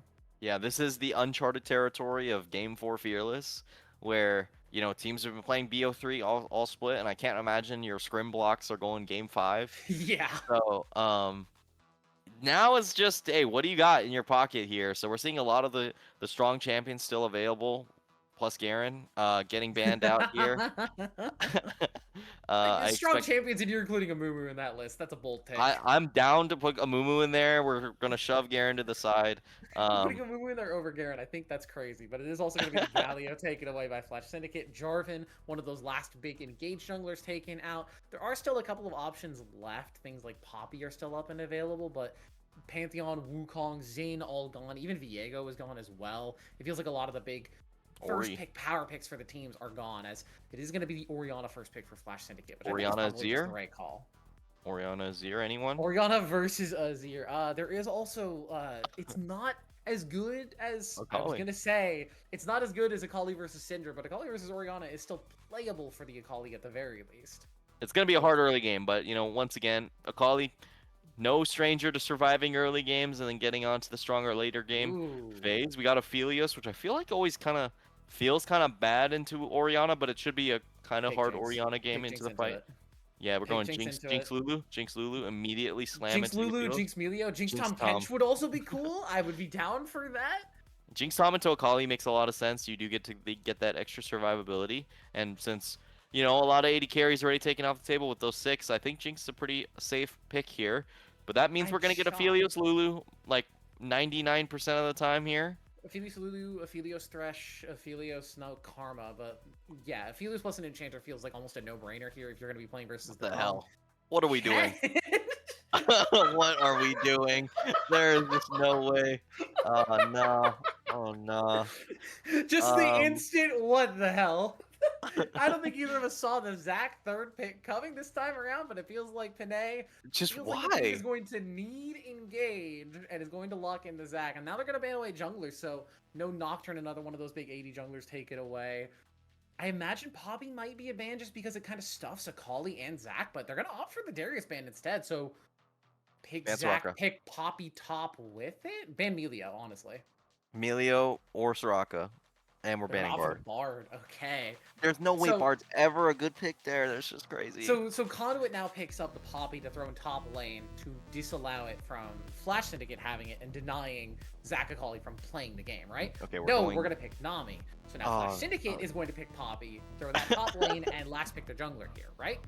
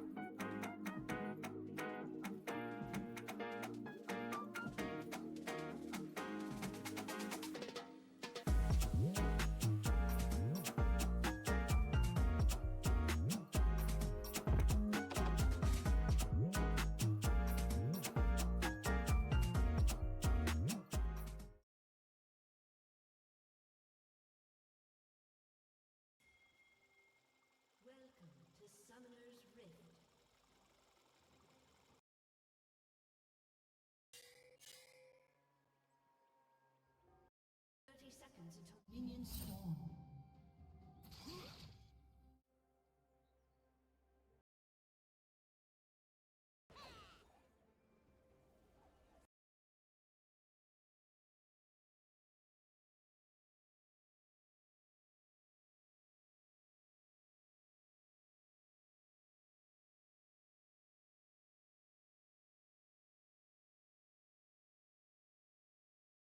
Minions have spawned.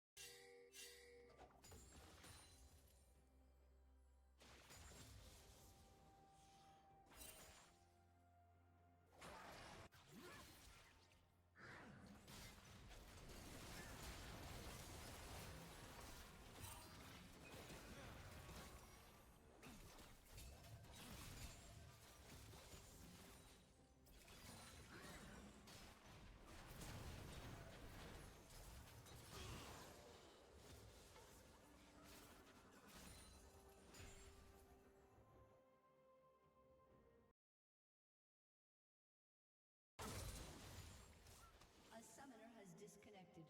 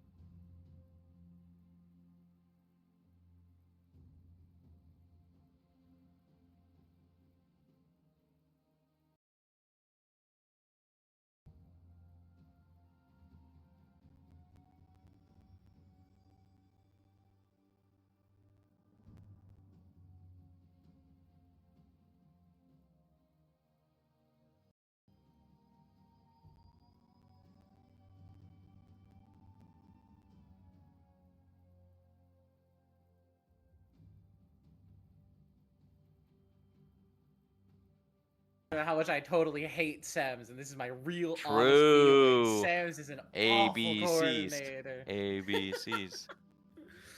Oh man, hopefully the pause will resolve and we'll get the audio issues fixed soon. But we kind of just have to keep talking like we're still unmuted. Oh no, for sure. Yeah, I'm sending it. Okay. Oh, we are bet. hearing. Let's go. Audio. We have sound. We appreciate you Welcome guys. back, everyone. With your Sorry patience. for the 3 minutes or 5 minutes of silence that we had in that last game, just now. But so far the only thing we've commented on is Tom Kench's rough time into Nar. Okay, recap. Second, Bento hitting really good hooks in bottom lane. Leads Bento to... doing a great job holding it down in the bot lane. Tate absolutely ran it down. That was actually impressive. I don't know if I'd phrase it like that. Okay, bro took a tower shot. That's running it down. That's all I'm saying. Okay, you gotta It's an chill. aggressive trade. Wow, really aggressive. We're going Yes. under turret to get that passive to be able to auto that Orianna. Let's go. But yeah, no, definitely. I don't know. Maybe we won't go so far to say intentional feeding. No. We can't go that far. We can't go that far. It's definitely a mistake from Tate, and I think mistakes like that do happen once we get to this point in a series. Again, we tried to mention at the very least in draft that we didn't have audio. This is uncharted waters for these players. A lot of the time throughout the regular season, all the time through the regular season, you're playing best of threes. You're playing 3 game sprint blocks if you're even going that far. So once you get to game 4, game 5, your stamina and your mental fortitude really starts to get tested. You have to still play at your peak when you're getting this late into a series, especially with pauses and technical delays. Like, you are waiting a lot of time, a lot of downtime between games, and mistakes like that will happen. So it's just a matter of how well can you rebound from it. Yeah, and you know, hey, if I'm talking about mechanical execution of champions, Nami, Aphelios, Akali sound pretty difficult for a game 4 at if they're Eastern time. What is it, like 10 o'clock? Getting there, yeah. I think it's almost 11 over there. 11. Okay, my bad. And even on West Coast, you're hitting about 8. So no matter where you are, it's starting to get kind of late. So Yeah, I hope you have okay, dinner actually, before I the don't know. series. Some gamers kind of go crazy, so I don't know. Could be I just a wee remember morning of the hours. So when I was a youngin, getting those 2 a.m. gaming sessions in. I don't do yeah, we that just anymore because started at 8. my body starts to hurt if I get if I stay up too late. Start creaking. Oh, God. My body really just starts to yell at me if I stay up too late. It's like, nope, it's The time to hand lie down. starts We're cramping. We're going to bed now. Yeah. It starts in my legs for me, actually. Yeah. Well, that's maybe get that checked. I don't know. No, I'm sure. Look, I'm sure it's totally normal, and a bunch of other people also experience it, and I don't need to worry about it at all. What I do need Yeah, to worry about you're is this pause fine, timer. Smile. Hopefully somebody gets their Do we gets have a their stuff pause rule fixed. in Titan? Actually, I'm not sure. I assume if the pause timer runs out, then they just kind of have to Usually there's like a play. 15-minute time rule on general, like League of Legends, like C-Law, for instance, I think has a 15-minute pause max, something like that. I don't know if there's anything here. Let's check the rule book while we're here. see. getting our standard rulebook check during our portion of the pause. We were course. also talking in the break a little bit about some of the other off-season trades. Oh. Okay. The league ops are being contacted as we're getting to about 45 minutes, I believe our producer said, of downtime outside of games, which is nearing the edge of what's actually allowed. Yeah, let me. I'm peering into the rule book. You can see your screen lit up. Yeah, I shouldn't say that. I was gonna say I'm white. You were saying white, yeah. I'm white. You can Let's tell it's see. getting late here for the production staff at the very least, but we are waiting and hoping at the very least that the game will be Pause unpaused timer as soon as 7.4. possible. Both All right. teams are allotted a okay, here I'm reading. All right. All right. The Both official teams rules. are allotted a maximum of 3 separate in-game pauses throughout the match per game. Per game, that's crazy. For up to a Wow. total of 10 minutes of pause time. Both teams are responsible for tracking each other's total pauses and pause time used. Oh, game is unpaused. Play will resume in 3, 2, 1. We're still gonna have that extra bit of That's delay crazy. time as Riot Games, but we might actually be back. We might get to finish out the series at the very least, as would hopefully the game. As soon will as I read the unpause. rule book, look at that. Let's go. They realized they were getting rule booked and they're like, ah, crap, we gotta clean it up. We gotta clean it up, guys. Quick, unpause. Play will resume in 0 seconds, and I'm hoping that that's gonna tick down to Well, we'll see. in actual play sooner rather than later. As there we go, we're actually back onto the Rift here. Oh, Yeah. it's been a night. Yeah, we're going through it right now. But we're back into game, so they barely cut in for the next. So the ruling is basically if they go over 10 minutes, they just have to play with what they have. So if it's only 4 players, you're playing 4 players. Yeah. Which, shockingly enough, would not be great for them to play, and we'll get back to the correct overlay momentarily. You get to have our faces for a little bit longer as the pause delay finishes up. We're back in game, there should be no further interruptions. The auto attack from Worm Jones is going to follow all the way to the base. I think that's actually going to cancel the, it's not Hearthstone, it's the Home Guards. Home from guard. Vento. Yeah, well, home guard isn't active yet, so it's not gonna cancel anything just yet. And since they're not recalling off of a death, No, so it's they also it's death. The death is where you get the home guard. Yeah. You can tell it's getting kind of late for us. Okay, here we go. We got the Drake coming through somehow, some way. I think the pause probably flashbanged Flash Syndicate, so they don't have the best. They don't have eyes they can't see. Yeah, so they're able to actually just be able to grab this one up for free, and put themselves on a pretty good position now. Yeah, plenty of time for them to figure that one out. Gold lead about 500 in Flash Syndicate's favor, but this early in the game, 500 is not going to make too much of a difference. As we get back to our official overlay, you guys don't have to see our faces until the game ends at the very least, I'd say, but if there's a pause. The Worm Jones gets away from the Flame Chompers. Simple Sam is going to tank one for fun and also eat a Zap for fun. I don't think this is really good for them. They've got Healing Barrier, though. They also have Panay on the way, but will they be there in time? Sinful Sam getting so darn low. Lien can't finish off the kill. It's going to be Bento finding the last hit and picking up the Feet of Warfare. Now, Bento, can you escape? Because I think the answer is probably just no. Maybe looking for some kind of turnaround, but the Nami sustain just a little too strong. Panay will find that kill. Yeah, good rotation there from Panay to actually find a nice flank there.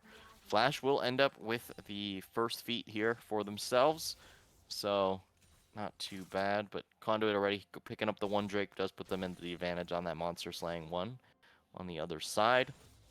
As far as items are concerned, we are seeing Oriana on the potion, the tonic rune here. So It's, it has another name. oh, I miss. Don't say Time Warp Tonic. I get. I'm so yeah, remember when Time Warp nostalgic. Tonic was a real I miss rune that it. people I took? miss it. I played Poppy Top, Triple Corrupting Tonic, Pot thank you. every game. I miss it so bad. I'm a little glad that it's not as playable because Time Warp Tonic was really like anti-fun. Oh, for but sure. Now we have Triple Tonic because Biscuits. of yeah, Biscuits got nerfed a significant amount actually. So now players are branching out a little bit more as Perfect Execution Ooh. popped in mid lane, but the Shuriken Flip doesn't land, so there's no real follow-up for Tate there. Yeah, Perfect Execution wasn't followed up with some Perfect Kit Kat Execution. trying to Oh, that's proxy a dead farm, row. but now not important is here. And yeah, you can't jump away when Poppy has the W up, and that's just going to be kill gifted over to not important. Yeah, this is pretty solid here. Should be able to grab at least some pressure on the grubs, but since Panay was already doing it by that time, Nara was just a simple distraction to be able to pick up 2 grubs That's here. second objective as well, as Smite's going to come through, but it's Tate actually picking up the Void Grub, so all 3 will go over. Grounded, but he still ends up over the wall. Poppy said not so fast, but Zach was already gone.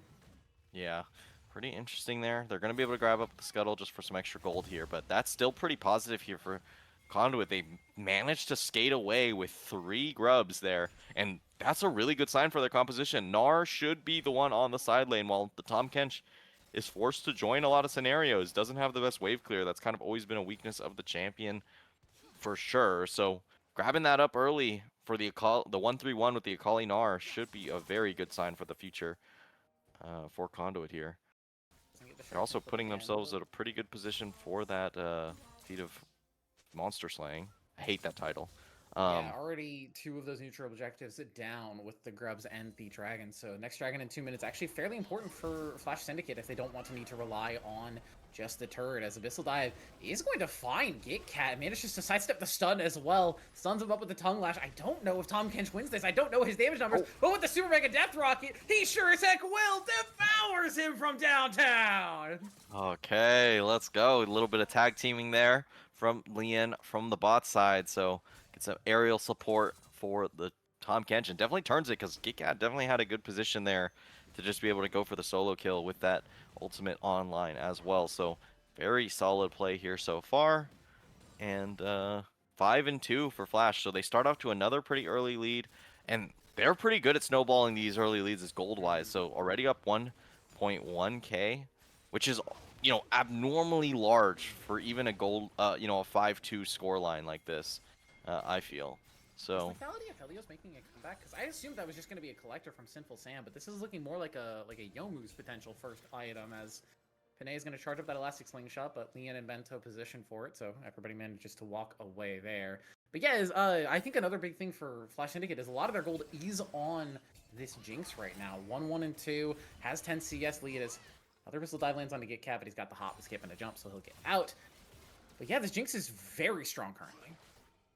yeah, I know there is a build with Yomu's first, and then you go into Collector, into IE. You still go crit, but you just start with Yomu's, but... Yeah, but I feel like in the triple tank, surely that's not, like, the call, right? I guess the thought is you're just trying to kill Lian. Slingshot over the wall, not important. Manages to deny it. Bubble doesn't land. The Infernum ultimate from Sinful Sam, not doing a ton of damage this early in the game. Liam has that Super Mega Death Rocket, but it's caught up by the barrier. Poppy sends Zack away, and that's gonna be a team fight win for Flash Syndicate. Tate's in the area though, so they do have to be careful. GitCat also on the rotate. Tate does have that perfect execution. Another denial from Not Important, still has the barrier up, but Lian will die regardless. Tate now into the backline looking for the pick onto Not Important. The Shockwave though is gonna deny it with the stun into the wall. Not Important survives. Bento will fall on the other side of the fight, but Winnie Richard is now here. Elastic Slingshot over the wall from Panay will manage to escape. Worm Jones now on the run as Winnie Richard wants to chase down Nami, looking for a little bit of Sue. She flashes over the bubble and licks her to death. Winnie Richard with the rotate finds the kill, and Flash Syndicate retain their lead. Party in the bot lane here. All 5 players making an appearance, but still coming out on top here. Flash Syndicate, well played there from the Orion and the Poppy to deny Tate another kill over. So, you know, they find themselves with a pretty nice lead here. They do also shove out top lane as well. All right, whose pause is this? Whose pause? If it's the same players' pause or same teams, they have to just play. It's just what the admin's gonna say. Gamers. According to the rulebook, actually. AD is lagging for red side, which I'm assuming is a different one, but I haven't been keeping track of their pauses. It's on them to keep track of them. Oh, we're back. All right, unpaused quickly. Okay. But we still have to wait for the riot delay. Let's go. Yeah, we have to wait for the extra bit of delay there. Oh, we should be getting back into the game momentarily. Yep. Yeah. So what was I gonna say? Yeah, just good fight from Flash. Looking like a good position already. Very questionable Flash from Sinful Sam. That was pretty sinful of a flash forward there, but didn't anticipate the Zac to actually get ulted out there, so it wasn't supposed to be a solo journey in. Was supposed to be comboed on top of, but that definitely gave a big amount of space for Flash to actually play out that fight, and they extend that gold lead just, you know, 700 more or so. So, you know, that's what I mean. They are good at extending these leads. Now, GitCat just pushing forward into Winnie Richard territory. Typical proxy. They are looking a little bit towards mid, but Panay is in the area, so it's not exactly the safest thing in the world. Worm Jones is trying to bait in any response possible. Hook misses that time, and I think that's one you wanted to miss, Bento, as Panay and GitCat were in the wings waiting for some kind of engage. We are starting to get some item completions coming through. Panay has finished up that Sunfire Cape. Not Important has their Sundered Sky, so they're going to be a lot tankier. And I think in that fight especially, we saw really the value that the Poppy can provide. Not only double denial on Panay's engages, but also knocking the Zac out of the fight as well, buying extra time for Lian to get that first reset and for them to really start fighting. Yeah, GitCat now trying to force Winnie Richard to use some resources here since they don't really have anything, and that is the weak side on the top side, but I don't think you can ever dive this Tom Kench, really. Yeah, he's a little tanky. A little bit. Yeah, just a little bit. About the same amount of items as potentially in trouble. Perfect execution. Terry's going to use that shockwave. Has not important in the area. Doesn't get that steadfast presence up, but the team Ooh. has arrived. Avengers assemble, and Terry's now on a killing spree. Yep, that's why Poppy's pretty good. And I mean, didn't even land the steadfast presence. Just dry presses E onto the Akali there, and it's just kind of unplayable after that. So yeah, just a sign to come for these future team fights. I think this is going to be a pretty hard one.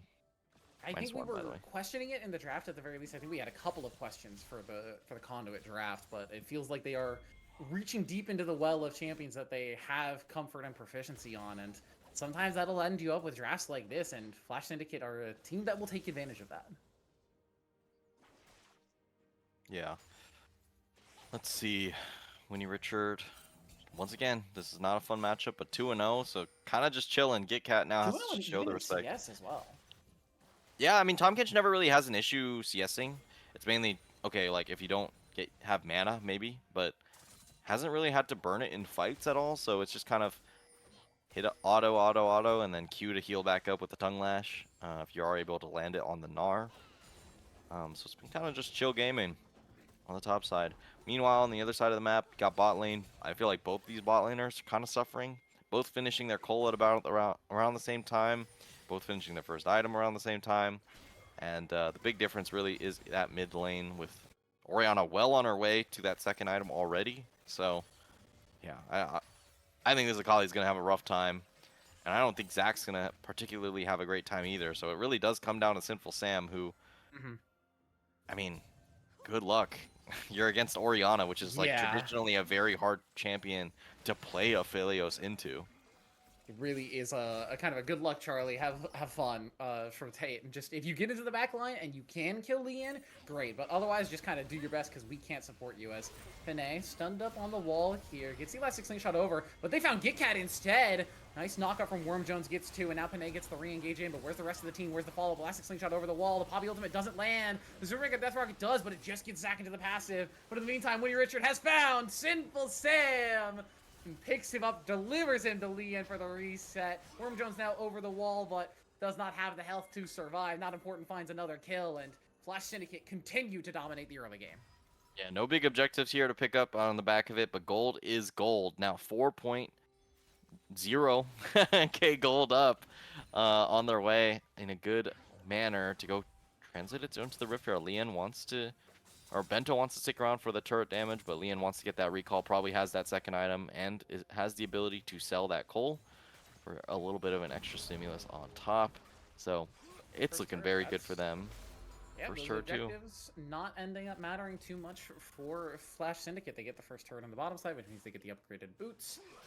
I think this is a game where upgraded boots actually have quite a bit of value. If the Jinx is just that little bit tankier, if she ends up going for the defensive boots, it's not likely that she will, but if she does, very good for her. Even just getting the upgraded Berserker Greaves in the late game could be very potentially powerful, but on the tanks as well, the extra magic and physical damage shields are going to provide quite a bit of value for them.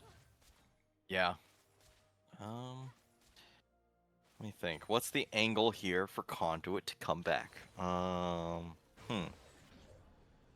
You know, I feel like it's always these moments when I say, oh, it's unplayable. Don't There's say that. no way. Don't say that, please. Please. And then suddenly something crazy happens. Now, you don't need to curse them here. You don't have to. You can choose not to. Yeah, I'm not. You can I'm make not. to quote one of my favorite childhood TV shows, Steven Universe. You can make it different. You can make it right. You can make it change. I don't know. I think it's just gonna it's just gonna have to be some crazy objective steal maybe, and then they translate into I think there's some sort of Aphelios, don't fight red white red type white don't thing. fight, or even blue gun good ultimate. I think there's a potential for Panay to just get a good flank angle on Zach and just get a decent engage that not important isn't in range to stop. Maybe they can get on the end, but I think we're both in agreement that it's difficult for Conduit Esports. Not impossible, but they're gonna have to be executing perfectly. -1 there for Leon, but don't worry, nobody saw it. Yeah.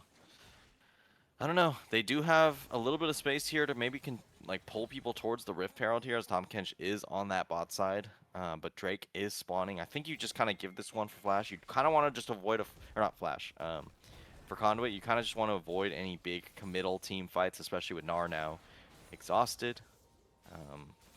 out of that Mega form as well, Yeah. so you just don't have the same team fight pressure. They are going on to Sam Simple has Sam. to flash away, does have the Graviton, gets a little damage onto Lien, both bottom lane ultimates burned, but you don't find too much value out of it. And this is the issue with hyper carriers not having peel, as Worm Jones gets tagged by the zap, not by the hook though. Bento just barely By the way, out is of this range. game bugged? We've had, am I crazy, 4 games of Chemtech Soul? This would be your third game of Chemtech Oh, third. Soul, What was game actually. 1? Game 1 was Cloud Soul. Okay, okay. But But still, Cloud 3 in a Soul row and the is kind of insane. Yeah, I hadn't even noticed. Yeah, this is triple Chemtech Soul for this series. What on earth is happening? Bento doesn't find another hook. Probably, again, not the one he wanted with Panay in the area. But everyone else is forced to walk out. Lien tagged by the bubble. But again, Zap just barely out of range Oh, of that hook. this is miserable for Tate. Tom Yeah. Kench Akali as the lane assignment. Oh my god. I mean, this is so sad to watch. There's literally nothing Akali can do. I mean, ever really. Yeah, you don't kill that guy.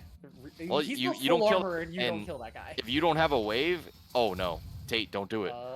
Tate does have the smoke, so we'll be able to escape. I don't think he wants the smoke though. As another Oh my recall God, denial, this but Worm is- Jones has to lose the flash. Can I say it? Brittany, let me say No. it. No, you can't. You will not curse this game.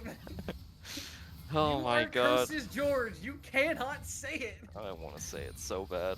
All right, Winnie Richard now looking for the mid lane. No flash on either of these players. He flashes Flash forward. for Bento gets the depth charge. Knock up on the 2. Not important with the follow-up knock-up. Super Mega depth charge.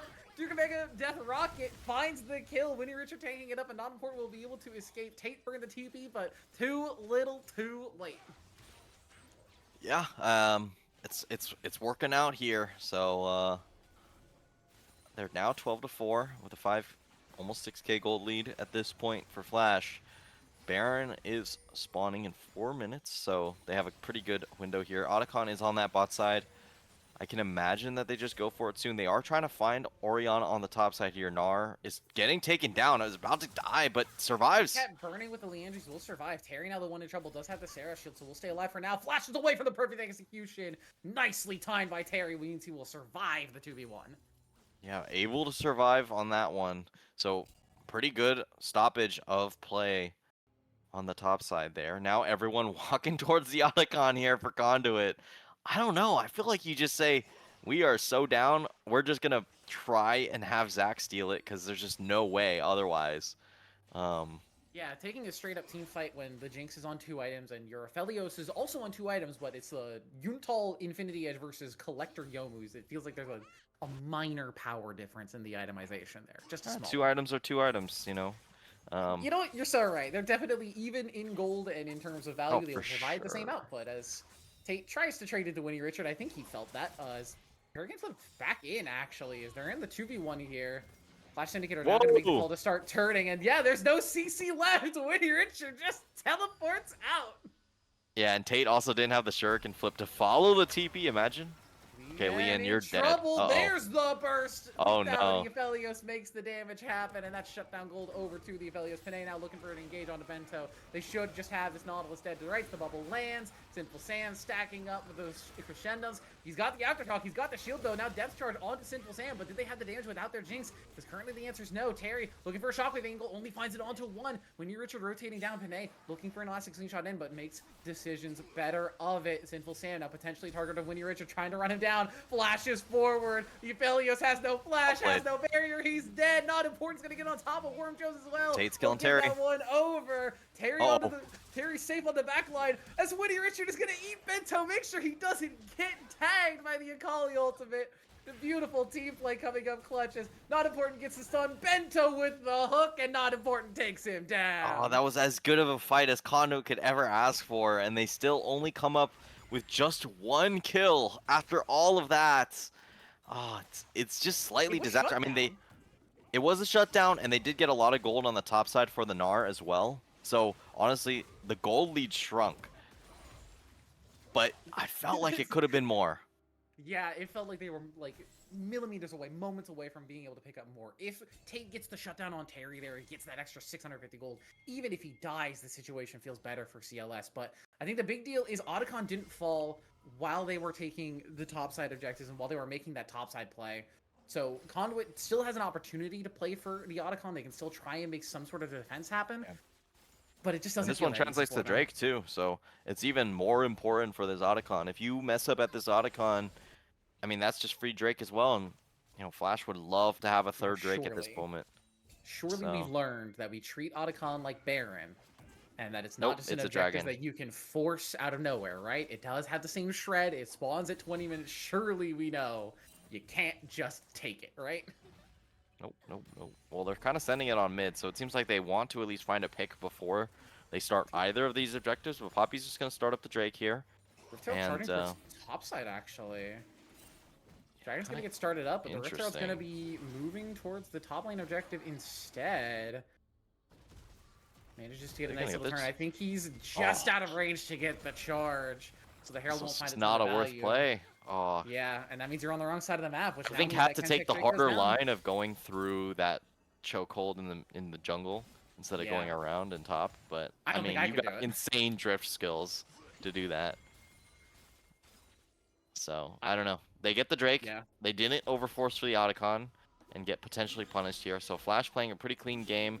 Baron now Landslide spawning in again. 18. And now they're on different sides of the map. So this is honestly Conduit's opportunity. You kind of, okay, we're going to go for Otacon. And then, maybe they have Give to make up the Baron split to do decision it. about trading it. So Yeah, I it's don't either know. give up Baron or take a fight for I it. think as a team behind Either way, you, options aren't good. Winnie Richard looking for an engage onto Simple Sam, but Panay is here looking for Lien on the other side of the fight. Gets the knockup, gets the combo win. Simple Sam has the ultimate, gets the grab with him, but it's just onto Winnie Richard. Not the target they were looking for, and this Tom Ken just so damn tanky. He manages to walk away. Death Star onto the backline. Now Tate is looking for some potential access here. Lien's still alive. Tate's forced to use that perfect execution. Defensively, and Terry now goes unstoppable. Now, Flash Syndicate, Ken Colo up. Git Cat gets caught in the two-man shockwave. Panay tries to jump out, but he just gets the passive pop. Not important, goes unstoppable. A nice hook onto the Aphelios means it's all over for Conduit. Landslide. The fight's over. Their mid lane turret's gone, and they're going to lose Baron too. yeah, they're going straight for the Baron. They're not going to risk anything here.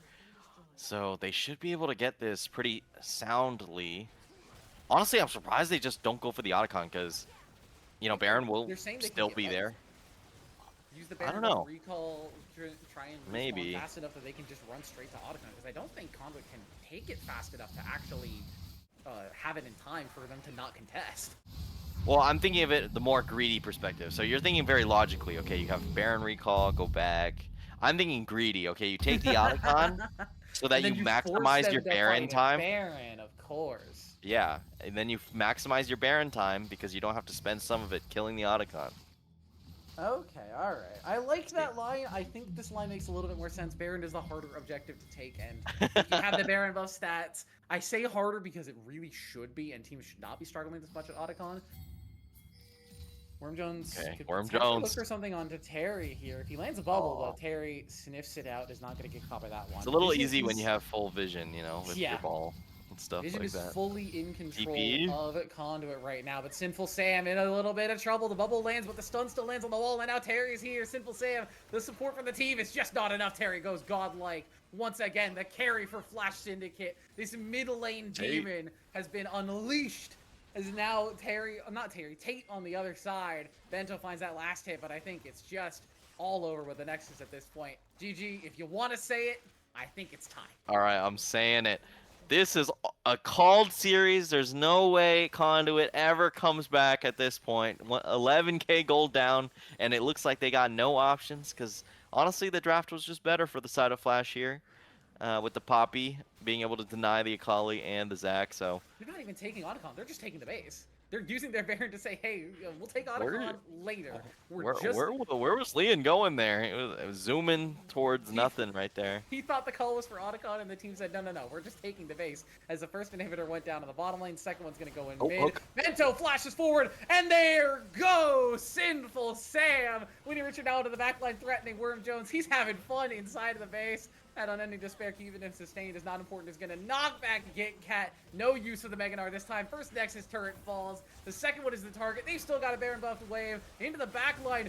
goes Panay, but can they find enough value as Terry and Leanne are still untouched? Second Nexus turret goes. They don't care about the kills. They just want the Nexus. Leanne will fall to the wave of Worm Jones, but can they do enough now as Tate's trying to get on top of the backline? Doesn't manage to get the damage down onto Terry. The Oriana still alive. Goes Legendary. Worm Jones now should be the next target. Stunned up, locked up, a double kill. He will fall, but it will not matter. Down goes the Gnar. Down goes Conduit. And Flash Syndicate will move on in playoffs. Yeah, they take it out in just 4 games here. They get their 3rd victory here. And honestly, just a very dominant game front to back. Big MVP shoutouts there for Bento in that final game. I mean, there weren't even that. Like, the only hooks that missed are the ones where either it's bait or someone had to flash it. So just a really solid game there from the Nautilus. Yeah. So A massive win for Flash Syndicate. We could stay more and talk about the game, but it felt very simple from Flash Syndicate. From minute 1 onward, they had the win, and they took it for themselves. So I'm going to say that's going to be it for us tonight, to save our producer a little bit of grief. Thank you all so much for joining us. I've been Brittany. That's been GG, Golden, Gad. Golden and Loki, our producer and observer, making sure things run as smoothly as possible. We appreciate you all being here, and we'll see you next week for the next round of Vanquisher playoffs. Have a good night.